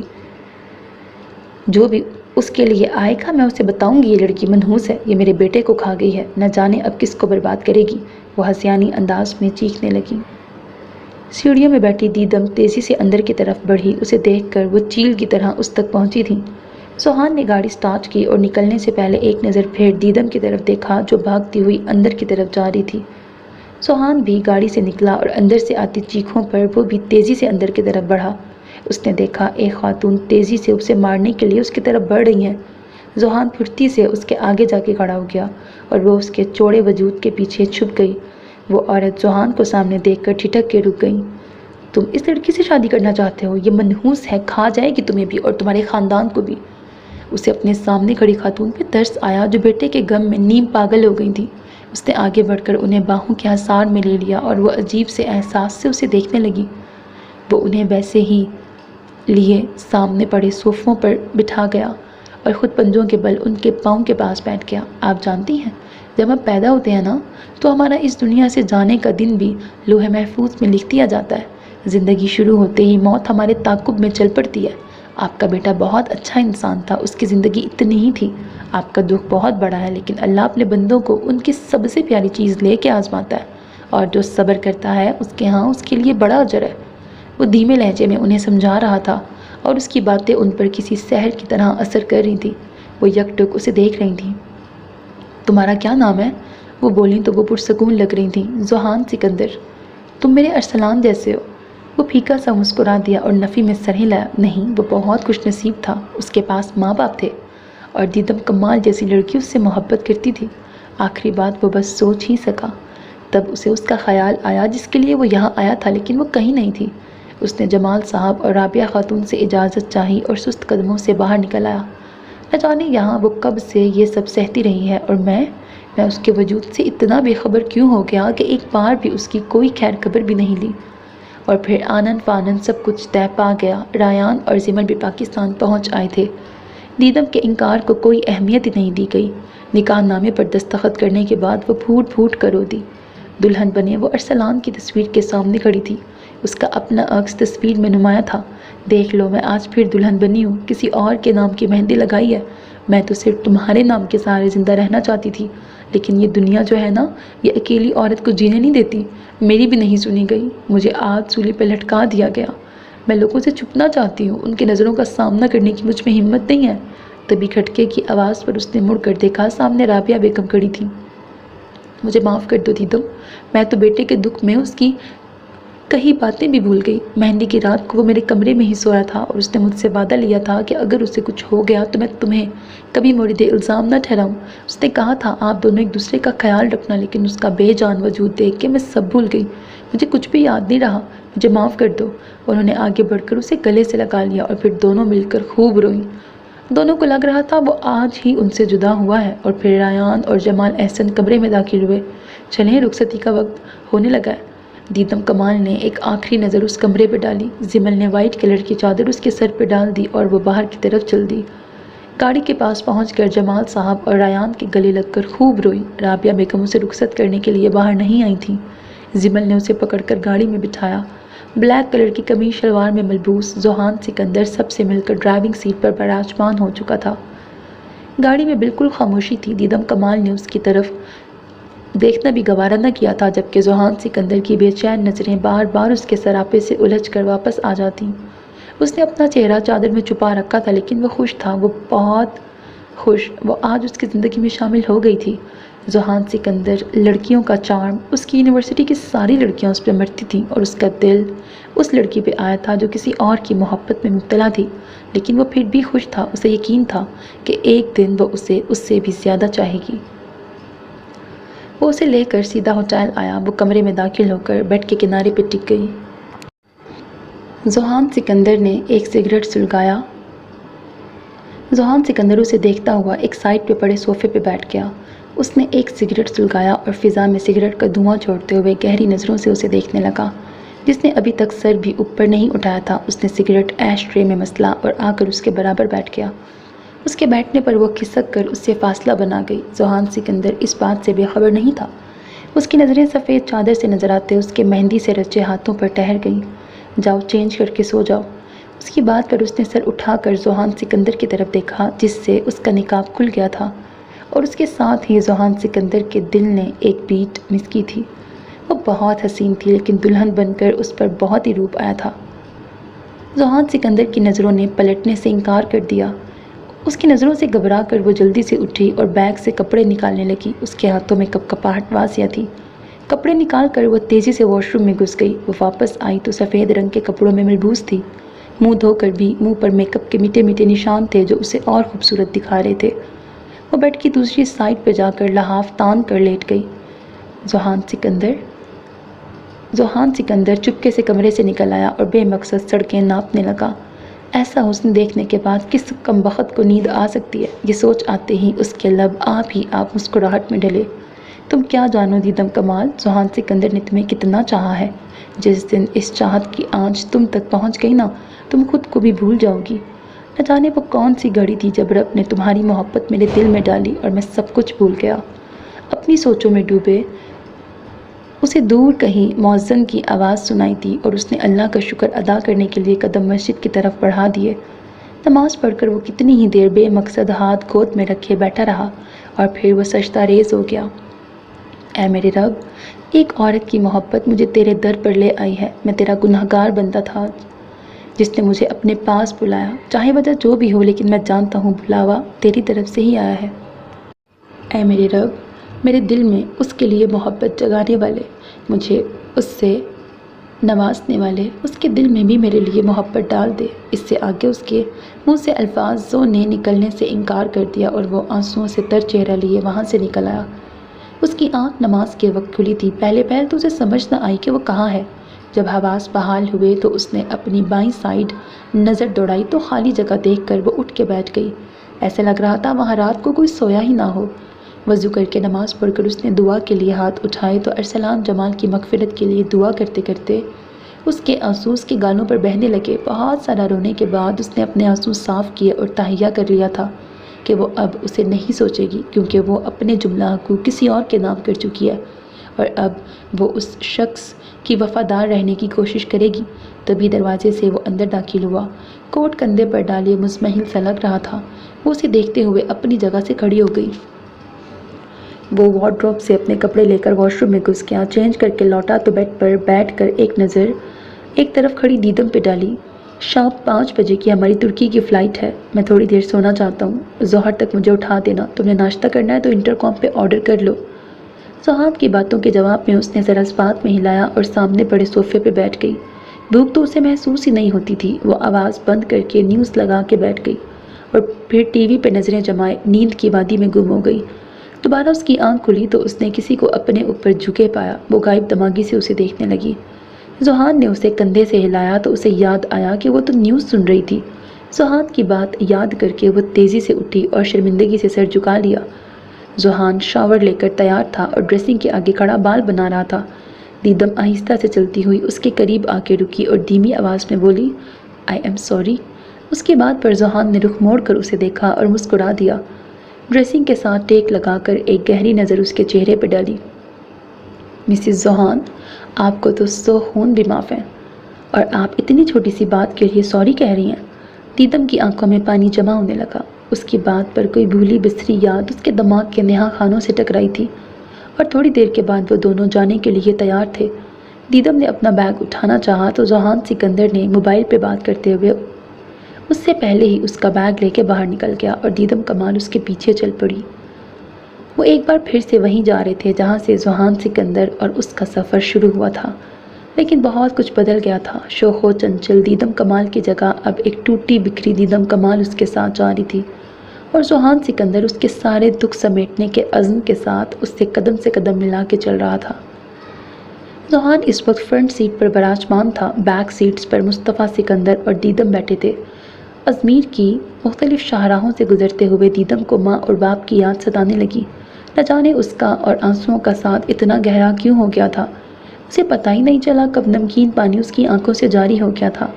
سائڈ مرر پہ دیکھتے ہوئے زوہان سکندر نے ہونٹ بھینچ لیے۔ وہ ان آنسوؤں کو چننے کا حق بھی تو نہیں رکھتا تھا۔ اس کا ہر آنسو سے اپنے دل پہ گرتا محسوس ہو رہا تھا۔ گھر پہنچ کر زوہان نے اس کی جانب اپنا موبائل بڑھایا۔ اس نے ناسمجھی سے موبائل ہاتھ میں لیا تو زوہان نے اسے اشارتاً بات کرنے کو کہا۔ اس نے موبائل کان سے لگایا تو دوسری جانب ریان تھا۔ اس کے چہرے پر خوشی کے رنگ بکھرے تھے۔ سامنے صوفے پر بیٹھے زوہان سکندر نے دلچسپی سے اسے دیکھا اور دیدم کو اپنی طرف تکتے پا کر اس نے اخبار اٹھا کر اپنے منہ کے آگے کر لیا، جبکہ دیدم نے اس کی نظروں کی تپش محسوس کرتے ہوئے رخ موڑ لیا۔ ریان اور زمل نے اسے بتایا تھا کہ 1-2 دن تک وہ لوگ بھی ترکی پہنچ جائیں گے۔ مصطفیٰ سکندر نے نیکسٹ سنڈے کو ان دونوں کے ولیمے کی تقریب رکھی تھی جس پر بڑے پیمانے پر لوگوں کو دعوت نامے دیے جا رہے تھے۔ ایک مشہور ڈیزائنر دیدم کا ڈریس تیار کر رہی تھی۔ اسے گھر سے کہیں بھی نہیں جانا پڑا اور ہر چیز گھر بیٹھے اس تک پہنچی تھی۔ اسے بس اپنی پسند بتانی تھی، لیکن اسے اس سب میں کوئی دلچسپی نہیں تھی۔ اس کی عدم دلچسپی دیکھ کر زوہان سکندر نے سب کچھ اپنی پسند سے کیا تھا۔ زوہان سکندر کے ننیال سے بھی سب انوائٹڈ تھے۔ اسے یہاں آئے آج 4تھا دن تھا اور ان 4 دنوں میں اس نے زوہان سکندر کو نہیں دیکھا تھا۔ آج زمل اس سے ملنے آئی تھی۔ بہت اچھی لگ رہی ہو، زمل نے اسے دیکھتے بھرپور طریقے سے سراہا تھا۔ سفید رنگ کے چھوٹے چھوٹے نگینوں سے بھرے گھیرے دار فراک میں کاجل لگائے وہ بہت پیاری لگ رہی تھی۔ اسی دوران زوہان سکندر کمرے میں داخل ہوا۔ وہ ریان اور زمل کی آمد کا سن کر اپنی ایک اہم میٹنگ چھوڑ کے آیا تھا۔ اسے دیکھ کر زمل ایکسکیوز کرتی باہر نکل گئی۔ اس کے باہر نکلتے ہی زوہان نے دیدم کی تیاری پر ایک گہری نظر ڈالی، جبکہ وہ نظریں جھکائے کھڑی تھی۔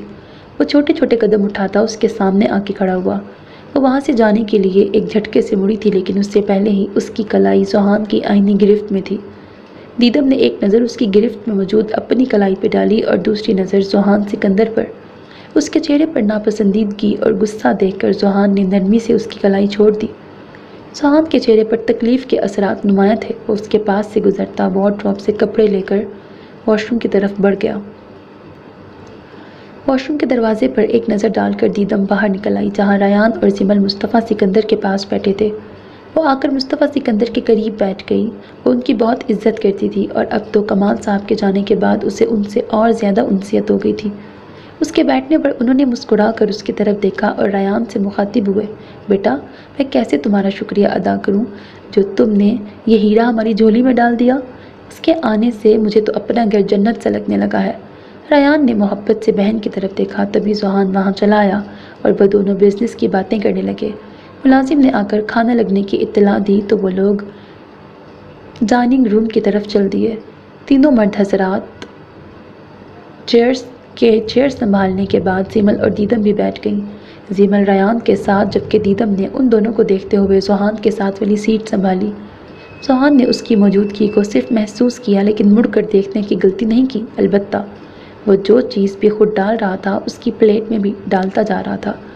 کھانا بہت خوشگوار ماحول میں کھایا گیا۔ رات گئے زیمل اور ریان کے جانے کے بعد بہت تھکن کی وجہ سے ذوحان کمرے میں آیا اور لیٹتے ساتھ ہی نیند کی آغوش میں چلا گیا۔ دوسری جانب مصطفیٰ سکندر اور دیدم بیٹھے ذوحان کی بچپن کی تصاویر دیکھ رہے تھے۔ مصطفیٰ سکندر اسے ساتھ ساتھ ذوحان کی پسند ناپسند، اس کے دوستوں، اس کے والدین کے بارے میں بتا رہے تھے۔ وہ 4 سال کا تھا جب ماں باپ ایک ایکسیڈنٹ میں اسے چھوڑ کے چلے گئے۔ وہ باپ سے بہت قریب تھا، اس لیے پہروں روتا رہتا۔ میں اکیلا ہوتا تھا، اس کے باپ کے بعد سارا بزنس بھی مجھے ہی سنبھالنا تھا۔ میں گھر اور کام کے چکر میں گھن چکر بن گیا تھا۔ پھر ایک دن اس کی نانی آئیں اور اسے اپنے ساتھ لے جانا چاہا، لیکن اس نے صاف انکار کر دیا۔ وہ مجھے چھوڑ کر نہیں جانا چاہتا تھا۔ اس کے ننیال میں فاطمہ سے اس کی دوستی ہے۔ فاطمہ اس کے ماموں کی بیٹی ہے۔ دونوں ایک ہی اسکول، کالج اور پھر یونیورسٹی میں بھی ساتھ رہے۔ میرا خیال تھا کہ ذوحان اسی سے شادی کرے گا، لیکن پھر تم آئی اس کی زندگی میں اور اس نے مجھے کہا، دادا جان آپ جائیں اب بہو لے ہی آئیں۔ اور جانتی ہو جب اس نے تمہارا نام لیا تو میں بہت خوش ہوا، لیکن جب میں تمہارے گھر سے واپس آیا تو وہ بہت امید سے میرے پاس آیا تھا، اور میں نے جب اسے تمہارے نکاح کے بارے میں بتایا تو پہلے تو وہ بہت غصہ ہوا، لیکن پھر بظاہر پرسکون ہو گیا، بالکل ٹھہرے ہوئے پانی کی طرح۔ اور پھر اس نے وہ فیصلہ کیا جو اس نے تب بھی نہ کیا تھا جب اس کے ماں باپ اسے چھوڑ کے گئے تھے۔ وہ امریکہ چلا گیا مجھے یہاں اکیلا چھوڑ کر، اور جب میں اس سے شکوہ کرتا کہ وہ مجھے اکیلا چھوڑ گیا ہے تو ہنس کے کہتا، دادا جان شادی کر لیں۔ باتیں کرتے دونوں کو پتہ ہی نہیں چلا کہ کب فجر ہو گئی، اور پھر وہ نماز پڑھ کر اپنے کمرے میں چلی آئی۔ ذوحان کی جس وقت آنکھ کھلی دھوپ کھڑکیوں سے چھن چھن اندر آ رہی تھی۔ وہ اٹھنے لگا جب اس کی نظر اپنے سینے پر رکھے دیدم کے ہاتھ پہ پڑی، جو ایک ہاتھ اس کے سینے پہ رکھے جبکہ سر اس کے کندھے کے قریب رکھے سو رہی تھی۔ وہ اس پل کو قید کر لینا چاہتا تھا۔ وہ واپس لیٹ گیا اور ہاتھ بڑھا کر اس کی آنکھوں پر آئے بال پیچھے کیے۔ وہ سوتے ہوئے ذرا سا کسمسائی اور سر ذوحان کے کندھے پہ رکھ لیا۔ ذوحان اپنی جگہ ساکت سا رہ گیا۔ اس کے بالوں سے اٹھتی خوشبو اسے مدہوش کر رہی تھی۔ اس نے کروٹ لی اور اس کا سر اپنے بازوؤں پہ رکھ کر آنکھیں موند لی۔ یہ فاطمہ ہے۔ ذوحان جو ابھی اپنے نانوں کے گھر سے فاطمہ کے ساتھ لوٹا تھا، اس نے لاؤنج کے آرام دہ صوفے پہ بیٹھی دیدم سے اس کا تعارف کروایا۔ فاطمہ یہ دیدم ہے۔ دیدم نے ذوحان کے تعارف کرانے پر اپنے موبائل سے نظر اٹھا کر سامنے کھڑی لڑکی کو دیکھا تو نظر پلٹنا بھول گئی۔ سرخ رنگ کے فراک جس پر گرین کلر کی پتیاں بنی ہوئی تھیں، گولڈن کلر کے سلکی بال پشت پہ پھیلے ہوئے تھے، ریڈ ہائی ہیل میں مقید اس کے دودھیا سفید پاؤں توجہ کا مرکز تھے۔ دیدم بہت فرصت سے اس کا جائزہ لے رہی تھی، جبکہ فاطمہ نے ایک نظر دیدم کو دیکھنے کے بعد دوبارہ نہیں دیکھا تھا۔ وہ واپس ذوحان کی طرف مڑ گئی تھی، جبکہ ذوحان دیدم کو دیکھ رہا تھا جو ٹکٹکی باندھے فاطمہ کو دیکھ رہی تھی۔ فاطمہ نے ذوحان کو متوجہ نہ پا کر ایک تیز نظر دیدم پہ ڈالی، جس پر وہ گڑبڑا کر واپس اپنے موبائل کی طرف متوجہ ہو چکی تھی۔ ذوحان لگتا ہے تمہاری وائف کو میرا آنا پسند نہیں آیا۔ مہمان کے آنے پر اسے بیٹھنے کا ہی پوچھ لیتے ہیں۔ تم کوئی پہلی بار تو یہاں نہیں آئی ہو، ویسے بھی میری بیوی ابھی خود بھی مہمان ہی ہے، ابھی تو ہمارا ولیمہ بھی نہیں ہوا۔ ذوحان کو اس کی بات ناگوار گزری تھی، تبھی وہ دیدم کی وکالت کرتے ہوئے بولا، تم اس دیدم اپنے بارے میں کچھ بتائیے، میرا مطلب ہے اپنی خوبیوں کے بارے میں بتائیے، جن کی بنا پر ذوحان سکندر نے آپ کو چنا ہے اور آپ نے ذوحان سکندر کو۔ وہ عام سے لہجے میں پوچھ رہی تھی، لیکن دیدم کو اس کا انداز تنزیہ لگا۔ اس نے جواب دینے کے لیے منہ کھولا ہی تھا جب کچن سے ہاتھ میں پانی کی بوتل اٹھائے ذوحان ادھر چلا آیا تھا۔ فاطمہ اپنا جملہ درست کر لو، اس نے مجھے نہیں پسند کیا بلکہ صرف میں نے اسے پسند کیا ہے۔ مطلب یہ تمہیں پسند نہیں کرتی؟ یار بیوی میری ہے تو مجھے ہی پسند کرے گی۔ دیدم کو اس لڑکی کے سوال جواب سے گھبراہٹ ہو رہی تھی۔ ذوحان سکندر جانتا تھا اسے ایسے سوال اس سے نہیں پوچھنے چاہیے۔ دیدم پلیز کافی بنا لائیں۔ ذوحان سکندر نے اس کی اندرونی کیفیت کے پیش نظر اسے منظر سے ہٹنے کا بہانہ فراہم کیا اور وہ بھی تیزی سے اٹھ کر کچن کی طرف بڑھ گئی۔ کیا ہوا ہے تمہیں؟ تم ٹھیک تو ہو نا؟ رات کا نہ جانے کون سا پہر تھا جب ذوحان اسے جگا کے پوچھ رہا تھا اور وہ بھول چکی تھی کہ وہ خواب میں کیا دیکھ رہی تھی۔ وہ خالی دماغ سے ذوحان کو دیکھنے لگی جو چہرے پر پریشانی سموئے اسے دیکھ رہا تھا۔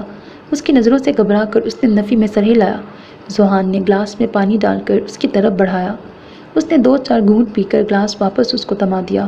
وہ کروٹ لے کر لیٹ گئی اور ذوحان سکندر اس کی پشت کو گھورتے ہوئے خواب میں اس کے بولے گئے الفاظ پر اذیت کا شکار ہو رہا تھا۔ وہ ارسلان ارسلان پکار رہی تھی۔ کسی مرد کے لیے اس سے زیادہ اذیت کا سامان کیا ہوگا کہ اس کی بیوی اس کے پاس ہوتے ہوئے بھی دوسرے مرد کو دل میں بسائے ہوئے تھی۔ اس کی سوچ بدل رہی تھی۔ وہ ایک محبوب کی جگہ ایک شوہر کھڑا ہو گیا تھا اور وہ اس کے دماغ سے ارسلان نام کے بھوت کو کھرچ ڈالنا چاہتا تھا۔ وہ کل تک بہت خوش تھا کیونکہ وہ اسے اپنی باہوں میں لے کے سویا تھا، اور صبح جب اس کی آنکھ کھلی تو دیدم نے بغیر کوئی برا منائے نرمی سے اپنے اوپر سے اس کے بازو ہٹا کر اٹھ گئی تھی۔ ذوحان سکندر کے لیے اتنا بھی کافی تھا۔ اس پل نہ جانے وہ اتنا جذباتی کیوں ہو رہا تھا۔ اسے اس لمحے دل کا حال سنانے کے لیے کسی سامع کی اشد ضرورت تھی۔ ولیمے کی تقریب میں دیدم کو سٹیج پر بٹھایا جا رہا تھا۔ ویڈیو میکر اپنے کام میں مشغول تھا۔ موو اور گرین کلر کے لہنگے پر زیورات سے لدی بہترین میک اپ کیے وہ کمال لگ رہی تھی۔ 3 پیس سوٹ میں ملبوس ذوحان سکندر کی چھب ہی نرالی تھی۔ وہ یقین کرنے میں متعمل تھا کہ یہ سجی سنوری حسن کی مورت اس کے لیے سجی ہے۔ تقدیر کے کھیلوں کو کون سمجھے؟ دیدم کمال ایک بار پہلے بھی سجی تھی اپنے پورے دل سے، لیکن اس کا دل اجڑ گیا تھا۔ اب اسے سجنے سنورنے سے ڈر لگتا تھا۔ اس کے دماغ میں لوگوں کی باتیں گونج رہی تھیں۔ منحوس ہے یہ، شوہر کو کھا گئی ہے، ماں باپ کو کھا گئی ہے۔ اس کی آنکھوں کے آگے رابعہ بیگم آ کے کھڑی ہو گئی تھی، ہاتھ بندھے۔ مر گیا میرا بیٹا، اب تو اس کا پیچھا چھوڑ دو۔ اور پھر اسے ایک دھکا دیا گیا تھا۔ اس کے جسم کو ایک جھٹکا لگا۔ اس کا سارا جسم پسینے میں نہایا ہوا تھا۔ اس نے غیر ارادی طور پر ذوحان سکندر کا ہاتھ تھام لیا تھا۔ مصطفیٰ سکندر سے بات کرتے ذوحان سکندر نے اچنبھے سے اپنے ہاتھ پر دیدم کی گرفت محسوس کی۔ وہ اسے کچھ ٹھیک نہیں لگ رہی تھی۔ اس نے اس کے ہاتھ کے نیچے سے اپنا ہاتھ نکالا اور اس کے ہاتھ کو اپنی گرفت میں لے لیا۔ شور کے باعث ہلکا سا جھک کر ذوحان سکندر نے ہنستے ہوئے بولا، قیامت لگ رہی ہو۔ اس کی آواز کے بھاری پن پر اسے پہلی بار اس کے دل کو کچھ ہوا تھا۔ اس نے جھکا سر مزید جھکا لیا۔ ذوحان سکندر کی نانی بہت ہی نفیس خاتون تھی۔ دیدم کو ان سے مل کے بہت اچھا لگا۔ کھنکتی ہنسی، شریر لہجے، پانی کے جیسے شفاف مسکراہٹ وہ سب کے چہروں پر نظر دوڑا رہی تھی۔ ہر بندہ خوش اور مطمئن لگ رہا تھا۔ پھر اس نے اپنے اندر جھانکا تو ایک ڈر کہیں چھپ کے بیٹھا ہوا تھا۔ اس نے ذوحان سکندر کے ہاتھ میں مقید اپنے ہاتھ پر ایک نظر ڈالی۔ وہ بہت خوش لگ رہا تھا۔ دیدم پوری جان سے کانپ گئی۔ اگر اس بار پھر سے کچھ ایسا ہوا تو وہ مر جائے گی۔ ذوحان سکندر نے اس کی طرف دیکھا۔ اس کے ہونٹ نیلے پڑ رہے تھے۔ اس کے ہاتھ میں موجود اس کا ہاتھ کانپ رہا تھا۔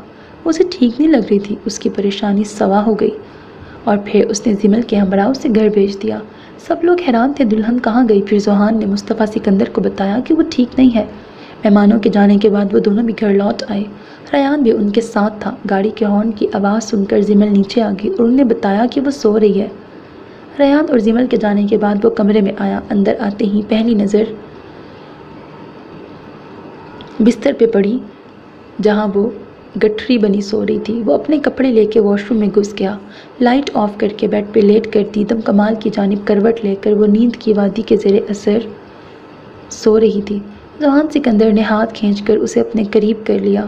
آج کا اس کا روپ بار بار اس کی آنکھوں کے آگے لہرا رہا تھا، اور آج دور رہنا تو ناممکن تھا۔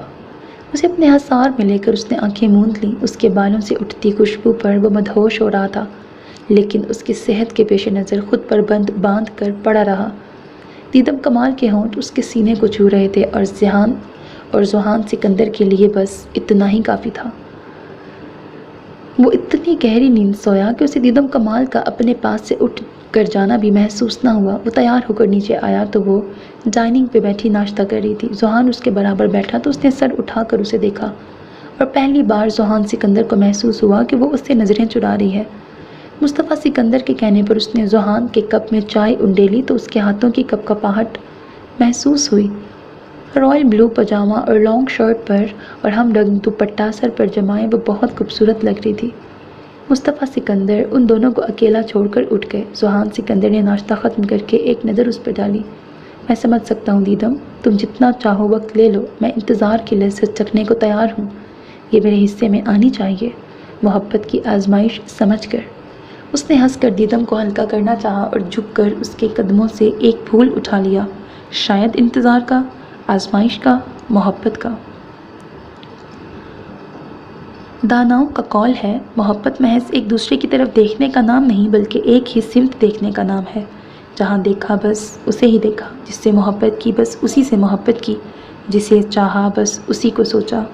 راہیں بدلنے والے، شہر بدلنے والے، ملکوں پھرنے والے محبت کی رمزوں کو سمجھ سکتے ہیں۔ جرمن دستائل کا قول ہے، محبت عورت کی زندگی ہوتی ہے اور مرد کی زندگی کا محض ایک واقعہ۔ زبل، ذرا میرے دشمن کو بتا آؤ، میں 10 ماہ پہلے جوڑے گئے رشتے کو توڑ رہی ہوں۔ چولہے کے آگے کھڑی میرال پنجوں کے بل پلٹی تھی اور دیدم کے آگے ہاتھ جوڑ دیے تھے۔ دیدم، خدا کا واسطہ ہے تمہیں، کچھ رحم کرو اس کے حال پر، جو 1 ماہ سے ہر شام ایک امید سے اس گھر میں آتا ہے کہ شاید آج اسے معافی مل جائے، اور معافی بھی اس غلطی کی جو اس نے کی ہی نہیں۔ دیدم خاموشی سے اٹھ کر اپنے کمرے کی طرف جانے کے لیے پلٹی تو سامنے ہی وہ کھڑا تھا۔ تو تم مجھے چھوڑ رہی ہو محض اس لیے کہ میں نے اپنی کم فہمی میں تمہیں بہت بیہودہ الفاظ سے نوازا ہے؟ میں نے تمہاری ذات کو سب سے پہلے رکھا ہے، میں تو صرف تمہارے ذہن سے ایک ناکارہ سوچ کو نکالنا چاہتا تھا۔ اس کی سمجھ میں نہیں آ رہا تھا کہ وہ کیسے اور کس طرح اس کے دل سے ساری بدگمانی دھو ڈالے۔ اپنا اور میرا وقت فضول تکرار میں ضائع نہ کرو، ویسے بھی تم تو امریکہ جا رہے ہو نا، جا کے وہیں کسی میم سے شادی رچا لینا۔ دیدم نے بہت واضح طور پر ذوحان کی آنکھوں کے گوشے بھیگتے دیکھے اور وہ پلٹ گیا۔ وہ دیدم کی باتوں سے مایوس ہو کر گھر پہنچا تو لاؤنج میں داخل ہوتے اسے کسی انہونی کا احساس ہوا۔ مصطفیٰ سکندر سامنے ہی فرش پر اوندھے منہ پڑے تھے، ان کے ناک اور منہ سے خون بھل بھل نکل رہا تھا۔ وہ تیزی سے آگے بڑھا اور انہیں اٹھا کر گاڑی میں ڈالا، قریبی ہسپتال لے آیا۔ اس نے ریان کو بھی اطلاع دے دی تھی۔ تھوڑی دیر میں وہ چلی آئی، حواس باختہ سی، آنسو اس کے چہرے کو بھگو رہے تھے۔ آتے ساتھ ہی ذوحان کی طرف بڑھی۔ کیا ہوا ہے؟ آپ کہاں تھے جو ایسے وہ گر گئے؟ ڈاکٹر کیا کہتے ہیں؟ ابھی تو کچھ نہیں بتایا، لیکن تم حوصلہ رکھو، وہ ٹھیک ہے، شاید بی پی ہائی ہونے کی وجہ سے چکرا کے گر گئے ہیں۔ اور پھر ڈاکٹر نے بھی وہی کہا جو ذوحان کہہ رہا تھا، لیکن دیدم کی تسلی نہیں ہو رہی تھی۔ پھر وہ لوگ سکندر مصطفیٰ کو لے کے گھر آ گئے اور حیران طور پر جسے وہ پچھلے 1 مہینے سے گھر آنے کی منتیں کر رہا تھا، وہ خاموشی سے ہاسپٹل سے گھر لوٹ آئی تھی۔ وہ ذوحان سے ناراض تھی، لیکن مصطفیٰ سکندر کو وہ بہت چاہتی تھی اور وہ بھی اسے ذوحان سے بڑھ کے چاہتے تھے۔ وہ انہیں تکلیف میں نہیں دیکھ سکتی تھی، اسی لیے چلی آئی۔ ذوحان کو پچھلے 1 مہینے سے جو گھر کاٹ کھانے کو دوڑ رہا تھا، وہاں اب ہر طرف رونق ہی رونق لگ رہی تھی۔ ذوحان سے اس کی ناراضگی برقرار تھی، لیکن وہ پھر بھی خوش تھا۔ محبت ایک معجزہ تھا جو رونما ہو چکا تھا، جو مردہ دلوں کو زندگی کی حرارت بخشتا تھا۔ محبت اگر ایک غیر منطقی شے ہے تو یہ دیدم کمال کو بھی ہو گئی تھی۔ اس نے ایک بار پھر سے محبت کرنے کا فیصلہ کیا تھا۔ وہ نادان نہیں جانتی تھی کہ یہ اس کا فیصلہ نہیں ہے، یہ تو رب کا فیصلہ ہے۔ وہ جب ہم سے ہماری کوئی پیاری چیز لیتا ہے تو ہمیں اس سے بہتر سے نوازتا ہے۔ اللہ نے بھی اسے نوازا تھا، بے حساب بے شمار، ایک ایسے شخص کو اسے سونپ کر جو اس کی قدر کرتا ہے، اس کی چھوٹی سے چھوٹی تکلیف پر بھی اٹھ کھڑا ہوتا ہے جیسے اس سے زیادہ اسے تکلیف ہو رہی ہو۔ لیکن دیدم کمال کو لگتا تھا اسے خوشیاں راست نہیں ہیں۔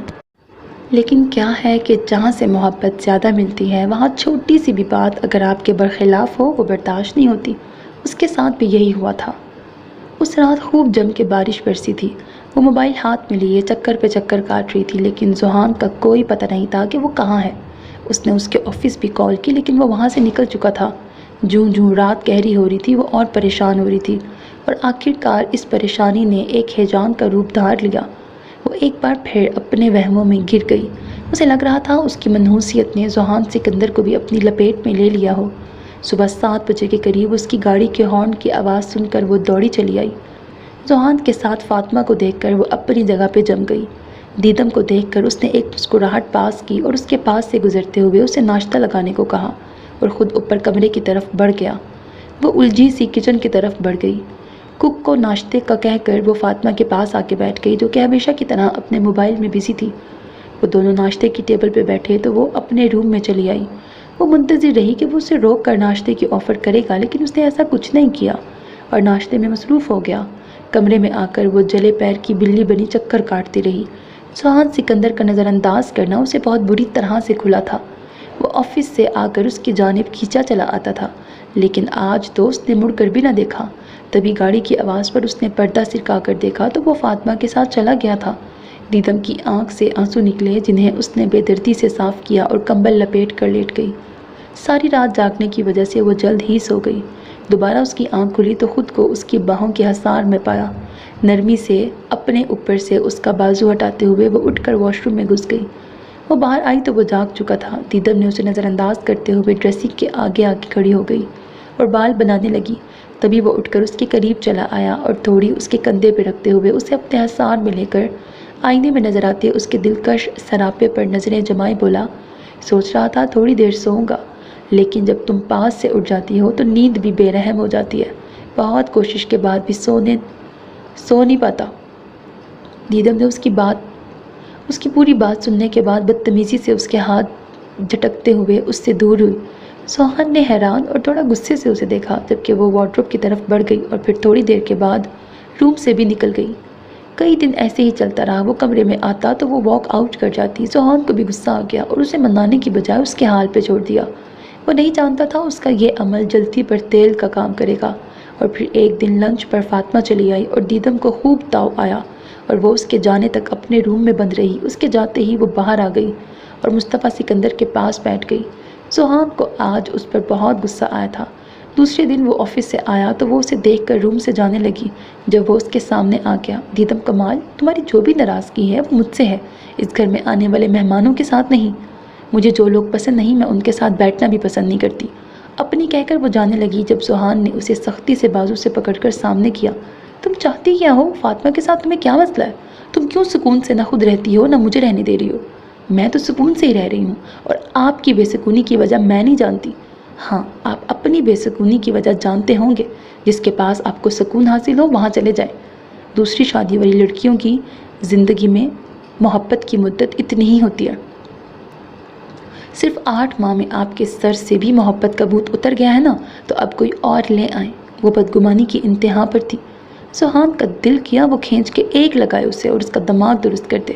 تمہارے دماغ میں جو یہ فطور بھرا ہے نا، اسے اپنے دماغ سے نکال دیں۔ اس نے غصے سے اسے بس ایک دھکا دیا، اس میں بھی کوشش کی کہ وہ گرے نہ، اور خود کمرے سے نکل گیا، جبکہ دیدم کمال کی اس کا دھکا دینے سے ہی جان نکل گئی اور چکرا کر گری، جس سے ٹیبل کا کونا اس کے سر پہ لگا۔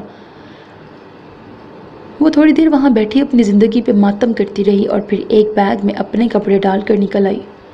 گھر پہنچنے پر ریان اور زمل نے اس سے بہت پوچھا کیا ہوا ہے، لیکن وہ بالکل خاموش رہی۔ اس نے اپنے لفظ ہی لیے۔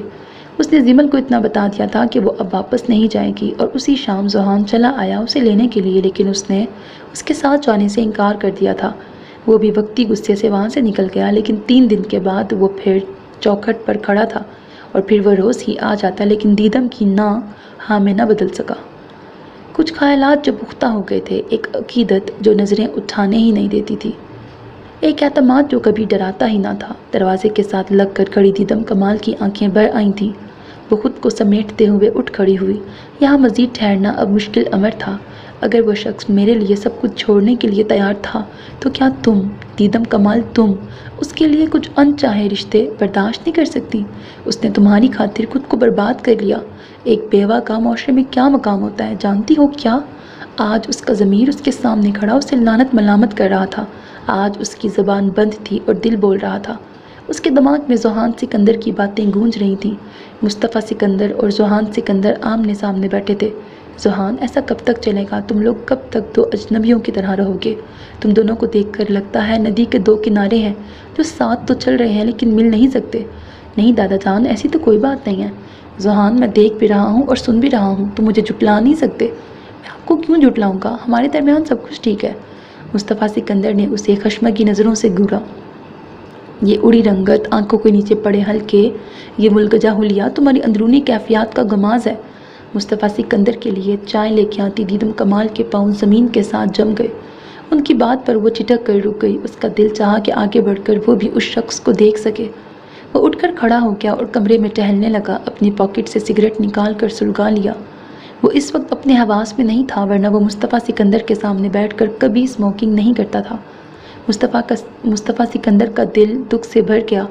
اگر تم کہو تو میں اس سے بات کروں؟ اس نے نفی میں سر ہلایا۔ وہ شاید مجھ پہ اعتبار نہیں کرتی اور شاید وہ ابھی تک ارسلان جمال کو نہیں بلا سکی۔ اس کی زندگی میں میں کہیں نہیں ہوں۔ میں اس سے کوئی گلہ بھی نہیں، مجھے اس سے کوئی گلہ بھی نہیں ہے۔ میں بھی تو اس کے علاوہ کسی کو نہیں چاہ سکا۔ محبت احساس ہی ایسا ہے، اور یہ احساس ہی ہمیں ایک دوسرے سے باندھ کے رکھتا ہے، جیسے میں ایک اندیکھی ڈور میں بندھا ہوا ہوں۔ میں ایک امید کے ساتھ جی رہا ہوں کہ کبھی تو ہوائیں رخ بدل لیں گی اور اسے ذوحان سکندر سے محبت ہو جائے گی۔ میں اس دن کا انتظار کر رہا ہوں۔ اپنی بات مکمل کر کے وہ باہر نکلا تو ٹھٹک کر رک گیا۔ سامنے ہی وہ کھڑی تھی، پتھرائی آنکھوں کے ساتھ اڑی رنگت لیے۔ وہ ایک پل کے لیے اس کے پاس رکا، کچھ کہنے کے لیے لب وا کیے اور پھر ہونٹ بھینچ کر اس کی سائڈ سے نکلتا چلا گیا۔ دو دل مل رہے ہیں مگر چپکے چپکے۔ وہ دونوں آج ذوحان کی نانی کے گھر آئے ہوئے تھے۔ یہ ایک چھوٹی سی پارٹی تھی جس میں ذوحان اور فاطمہ کے فرینڈز بھی آئے ہوئے تھے۔ چونکہ دیدم کو ذوحان کی نانی نے خود کال کر کے بلایا تھا، اسی لیے اس کے بغیر کہے وہ اس کے ساتھ چلی آئی تھی۔ بلیک ساڑی جس پر گرین کلر کا خوبصورت کام کیا ہوا تھا، زیب تن کی ہے، وہ بہت خوبصورت لگ رہی تھی۔ ذوحان سکندر نے بلیک 3 پیس زیب تن کیا ہوا تھا۔ اس وقت وہ سب کی بھرپور فرمائش پر گٹار سنبھالے، آنکھیں موندے، بہت جذب کے عالم میں سر بکھیر رہا تھا۔ ٹھیک اس کے سامنے سنگل صوفے پہ بیٹھی دیدم کمال ہاتھوں کے پیالے میں اپنا چہرہ گرائے ٹکٹکی باندھے اسے دیکھ رہی تھی۔ ذوحان سکندر کی آنکھیں بند تھیں، ورنہ وہ اسے خود کو اتنے جذب کے عالم میں تکتے دیکھ کر بے ہوش ہی ہو جاتا۔ تبھی دیدم کی نظر فاطمہ پہ پڑی، جو بہت پرشوق نگاہوں سے ذوحان سکندر کو دیکھ رہی تھی۔ اس کی آنکھوں میں ایک الوہی چمک تھی۔ پنک اور لائٹ پرپل کلر کے ماڈرن ڈریس میں وہ بے انتہا خوبصورت لگ رہی تھی۔ دیدم کمال کو ایک دم سے ہی سب کچھ بے معنی سا لگنے لگا۔ تالیوں کی آواز پر اس نے رخ موڑ کر ذوحان کی طرف دیکھا، جو سر ہلا کر سب کا شکریہ ادا کر رہا تھا۔ سب سے ہوتی ہوئی اس کی نظر دیدم کمال پر آ کے رک گئی، جو خاموش اور خالی نظروں سے اسے دیکھ رہی تھی۔ کافی دیر بیٹھنے کے بعد وہ دونوں واپسی کے لیے اٹھ کھڑے ہوئے۔ ان کی گاڑی روانہ ہونے سے پہلے دیدم نے فاطمہ کو ذوحان کی سائٹ پہ جھکتے دیکھا تھا۔ وہ اسے کل کسی میٹنگ کی بابت پوچھ رہی تھی۔ نہیں، کل کی میٹنگ کینسل کر دو۔ لیکن کیوں؟ بس ویسے ہی۔ وہ کہہ نہیں سکا کہ کل اس کی ویڈنگ اینیورسری ہے اور وہ کل کا سارا دن گھر میں ہی رہنا چاہتا ہے۔ اس نے ایک نظر دیدم پر ڈالی، جو پوری دلجمی سے باہر دیکھ رہی تھی۔ ابھی تھوڑا سا ہی فاصلہ طے کیا تھا جب ہلکی بوندا باندی شروع ہو گئی تھی۔ پتہ ہی نہ چلا اور اگلے 10 منٹ میں ہلکی بوندا باندی نے طوفانی بارش کا روپ اختیار کر لیا تھا۔ شدید بارش کی وجہ سے 1 گھنٹے کا سفر 3.5 گھنٹے گزرنے کے بعد بھی طے نہ ہو سکا۔ شدید بارش اور دھند کی وجہ سے راستہ سجائی نہ دے رہا تھا۔ وہ بہت مہارت سے ڈرائیو کر رہا تھا۔ تیز برستی بارش میں اس نے دیدم کے لب ہلتے دیکھے۔ وہ اسے کچھ کہہ رہی تھی۔ ذوحان اس کی بات سننے کے لیے تھوڑا سا اس کی طرف جھکا اور تبھی دوسری طرف سے آتی گاڑی کے ساتھ ایک زوردار دھماکے کی آواز آئی۔ زوردار ٹکر سے گاڑی گھوم کر مخالف سمت میں مڑ کر اپنی جگہ پہ رک گئی۔ دیدم کا سر سائیڈ مرر سے زور سے ٹکرایا اور درد کی ایک تیز لہر اس کے رگ و پے میں سرایت کر گئی۔ گاڑی کے رکتے ہی اس نے رخ موڑ کر ذوحان کی سائٹ پہ دیکھا تو اسے اپنی سانسیں سینے میں اٹکتی محسوس ہوئی۔ فرنٹ مرر ٹوٹنے کی وجہ سے شیشے کی کرچیاں اس کے سر پہ آ لگی تھیں، جس سے خون کا ایک فوارہ پھوٹ کر اس کا منہ اور کپڑے بھگو رہا تھا۔ سٹیئرنگ اس کے پیٹ کے قریب پھنسا ہوا لگ رہا تھا۔ دیدم نے اپنی چیخوں کا گلا گھونٹنے کے لیے دونوں ہاتھ اپنے منہ پہ رکھ دیے۔ درد سے دوہرے ہوتے ہوئے ذوحان نے اس پر ایک نظر ڈالی۔ تم ٹھیک ہو؟ اس نے رک کر پوچھا۔ دیدم نے روتے ہوئے اسبات میں سر ہلایا۔ اس نے آنکھیں میچ کر زور لگا کر سٹیئرنگ پر دباؤ ڈال کر اپنے پیٹ اور اس کے درمیان تھوڑا سا فاصلہ بنایا۔ وہ نہ جانے کس تکلیف میں تھا، شاید اذیت کی آخری حدوں کو چھوتے ہوئے وہ گاڑی کے سامنے والے شیشے کے چکنا چور ہونے سے خالی ہونے والی جگہ سے باہر نکلا اور پھر ہاتھ پکڑ کر دیدم کو بھی باہر نکالا اور بے دم ہو کر نیچے بیٹھتا چلا گیا۔ دیدم اس کے پاس 2 زانوں بیٹھ گئی اور اس کا سر اٹھا کر اپنی گود میں رکھ لیا۔ تیز بارش ان دونوں کو بھگو رہی تھی۔ ٹکرانے والی گاڑی جس سپیڈ سے ٹکرائی تھی اسی سپیڈ سے آگے بڑھ گئی۔ سہان ایک بار پھر اٹھ کے بیٹھ گیا اور دونوں ہاتھوں کا دباؤ زمین پر ڈال کر اس نے کھڑے ہونے کی کوشش کی مگر ناکام رہا۔ سہان نے اپنے کوٹ کی اندرونی پاکٹ سے موبائل نکال کر دیدم کی طرف بڑھایا اور اسے اپنے دوست کا نام بتا کر کال کرنے کو کہا۔ کانپتے ہاتھوں سے اس نے نمبر ڈائل کیا اور بات کرتے ہوئے اس نے ذوحان سکندر کو روڈ کی سائڈ بلاک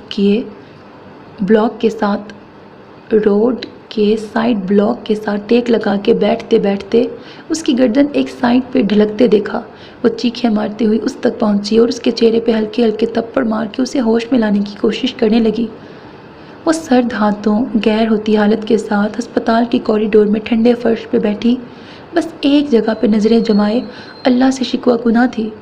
دیدم کمال، میں نے اگر تم سے کچھ لیا تھا تو اس کے بدلے تمہیں اس سے بہتر سے نوازا تھا، لیکن تم اپنے رب کی مصلحتوں کو نہ پہچان سکی، تم اس پہ راضی نہ ہوئی، تو اب آنسو کیوں بہا رہی ہو؟ اے میرے رب، یہ ندامت کے آنسو ہیں، یہ آنسو ناشکراپن کرنے کے ہیں۔ زندگی کب سے ہے اور کب تک ہے کون جانے، ازل سے ابد تک، ازل سے پہلے اور اس کے بعد بھی بہت سے آئے اور بہت سے چلے گئے اور ابھی کتنوں نے آنا ہے، یہ تو میرا رب ہی بخوبی جانتا ہے۔ اے میرے رب، اسے اس کی زندگی واپس لوٹا دے، میری خطاؤں کو معاف فرما، تو سب سے بڑھ کر معاف کرنے والا ہے۔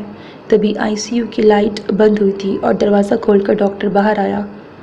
اس کی آنکھیں بند تھیں، اس کا ہر عضو سماعت بنا ہوا تھا۔ مبارک ہو آپ لوگوں کو، مسٹر ذوحان اب خطرے سے باہر ہیں۔ ڈاکٹر کی بات سن کر اس نے آنکھیں کھول کر اپنے آنسو صاف کیے اور اٹھ کر ہسپتال سے باہر نکل آئی۔ مصطفیٰ سکندر نے حیرانگی سے اسے جاتے دیکھا۔ وہ ٹیکسی لے کے گھر پہنچی، وضو کر کے جائے نماز بچھا کے اپنے رب کا شکر ادا کیا۔ وہ پورے 15 دن ہاسپٹل میں رہا۔ وہ ہر دن اس کا انتظار کرتا رہا لیکن وہ نہیں آئی۔ کبھی کبھی اسے لگتا تھا کہ کوئی اسے چھپ چھپ کے دیکھتا ہے، لیکن وہ اسے اپنا وہم جان کر چپ ہو جاتا۔ مصطفیٰ سکندر کے آنے پر وہ ہر روز ایک امید سے ان کی طرف دیکھتا اور وہ دروازے کی طرف دیکھ کر چپ ہو جاتے تھے۔ وہ اسے نہیں بتا سکتے تھے کہ وہ ان کے ساتھ روز آتی ہے اور صبح سے شام تک کوریڈور پہ بیٹھی رہتی ہے۔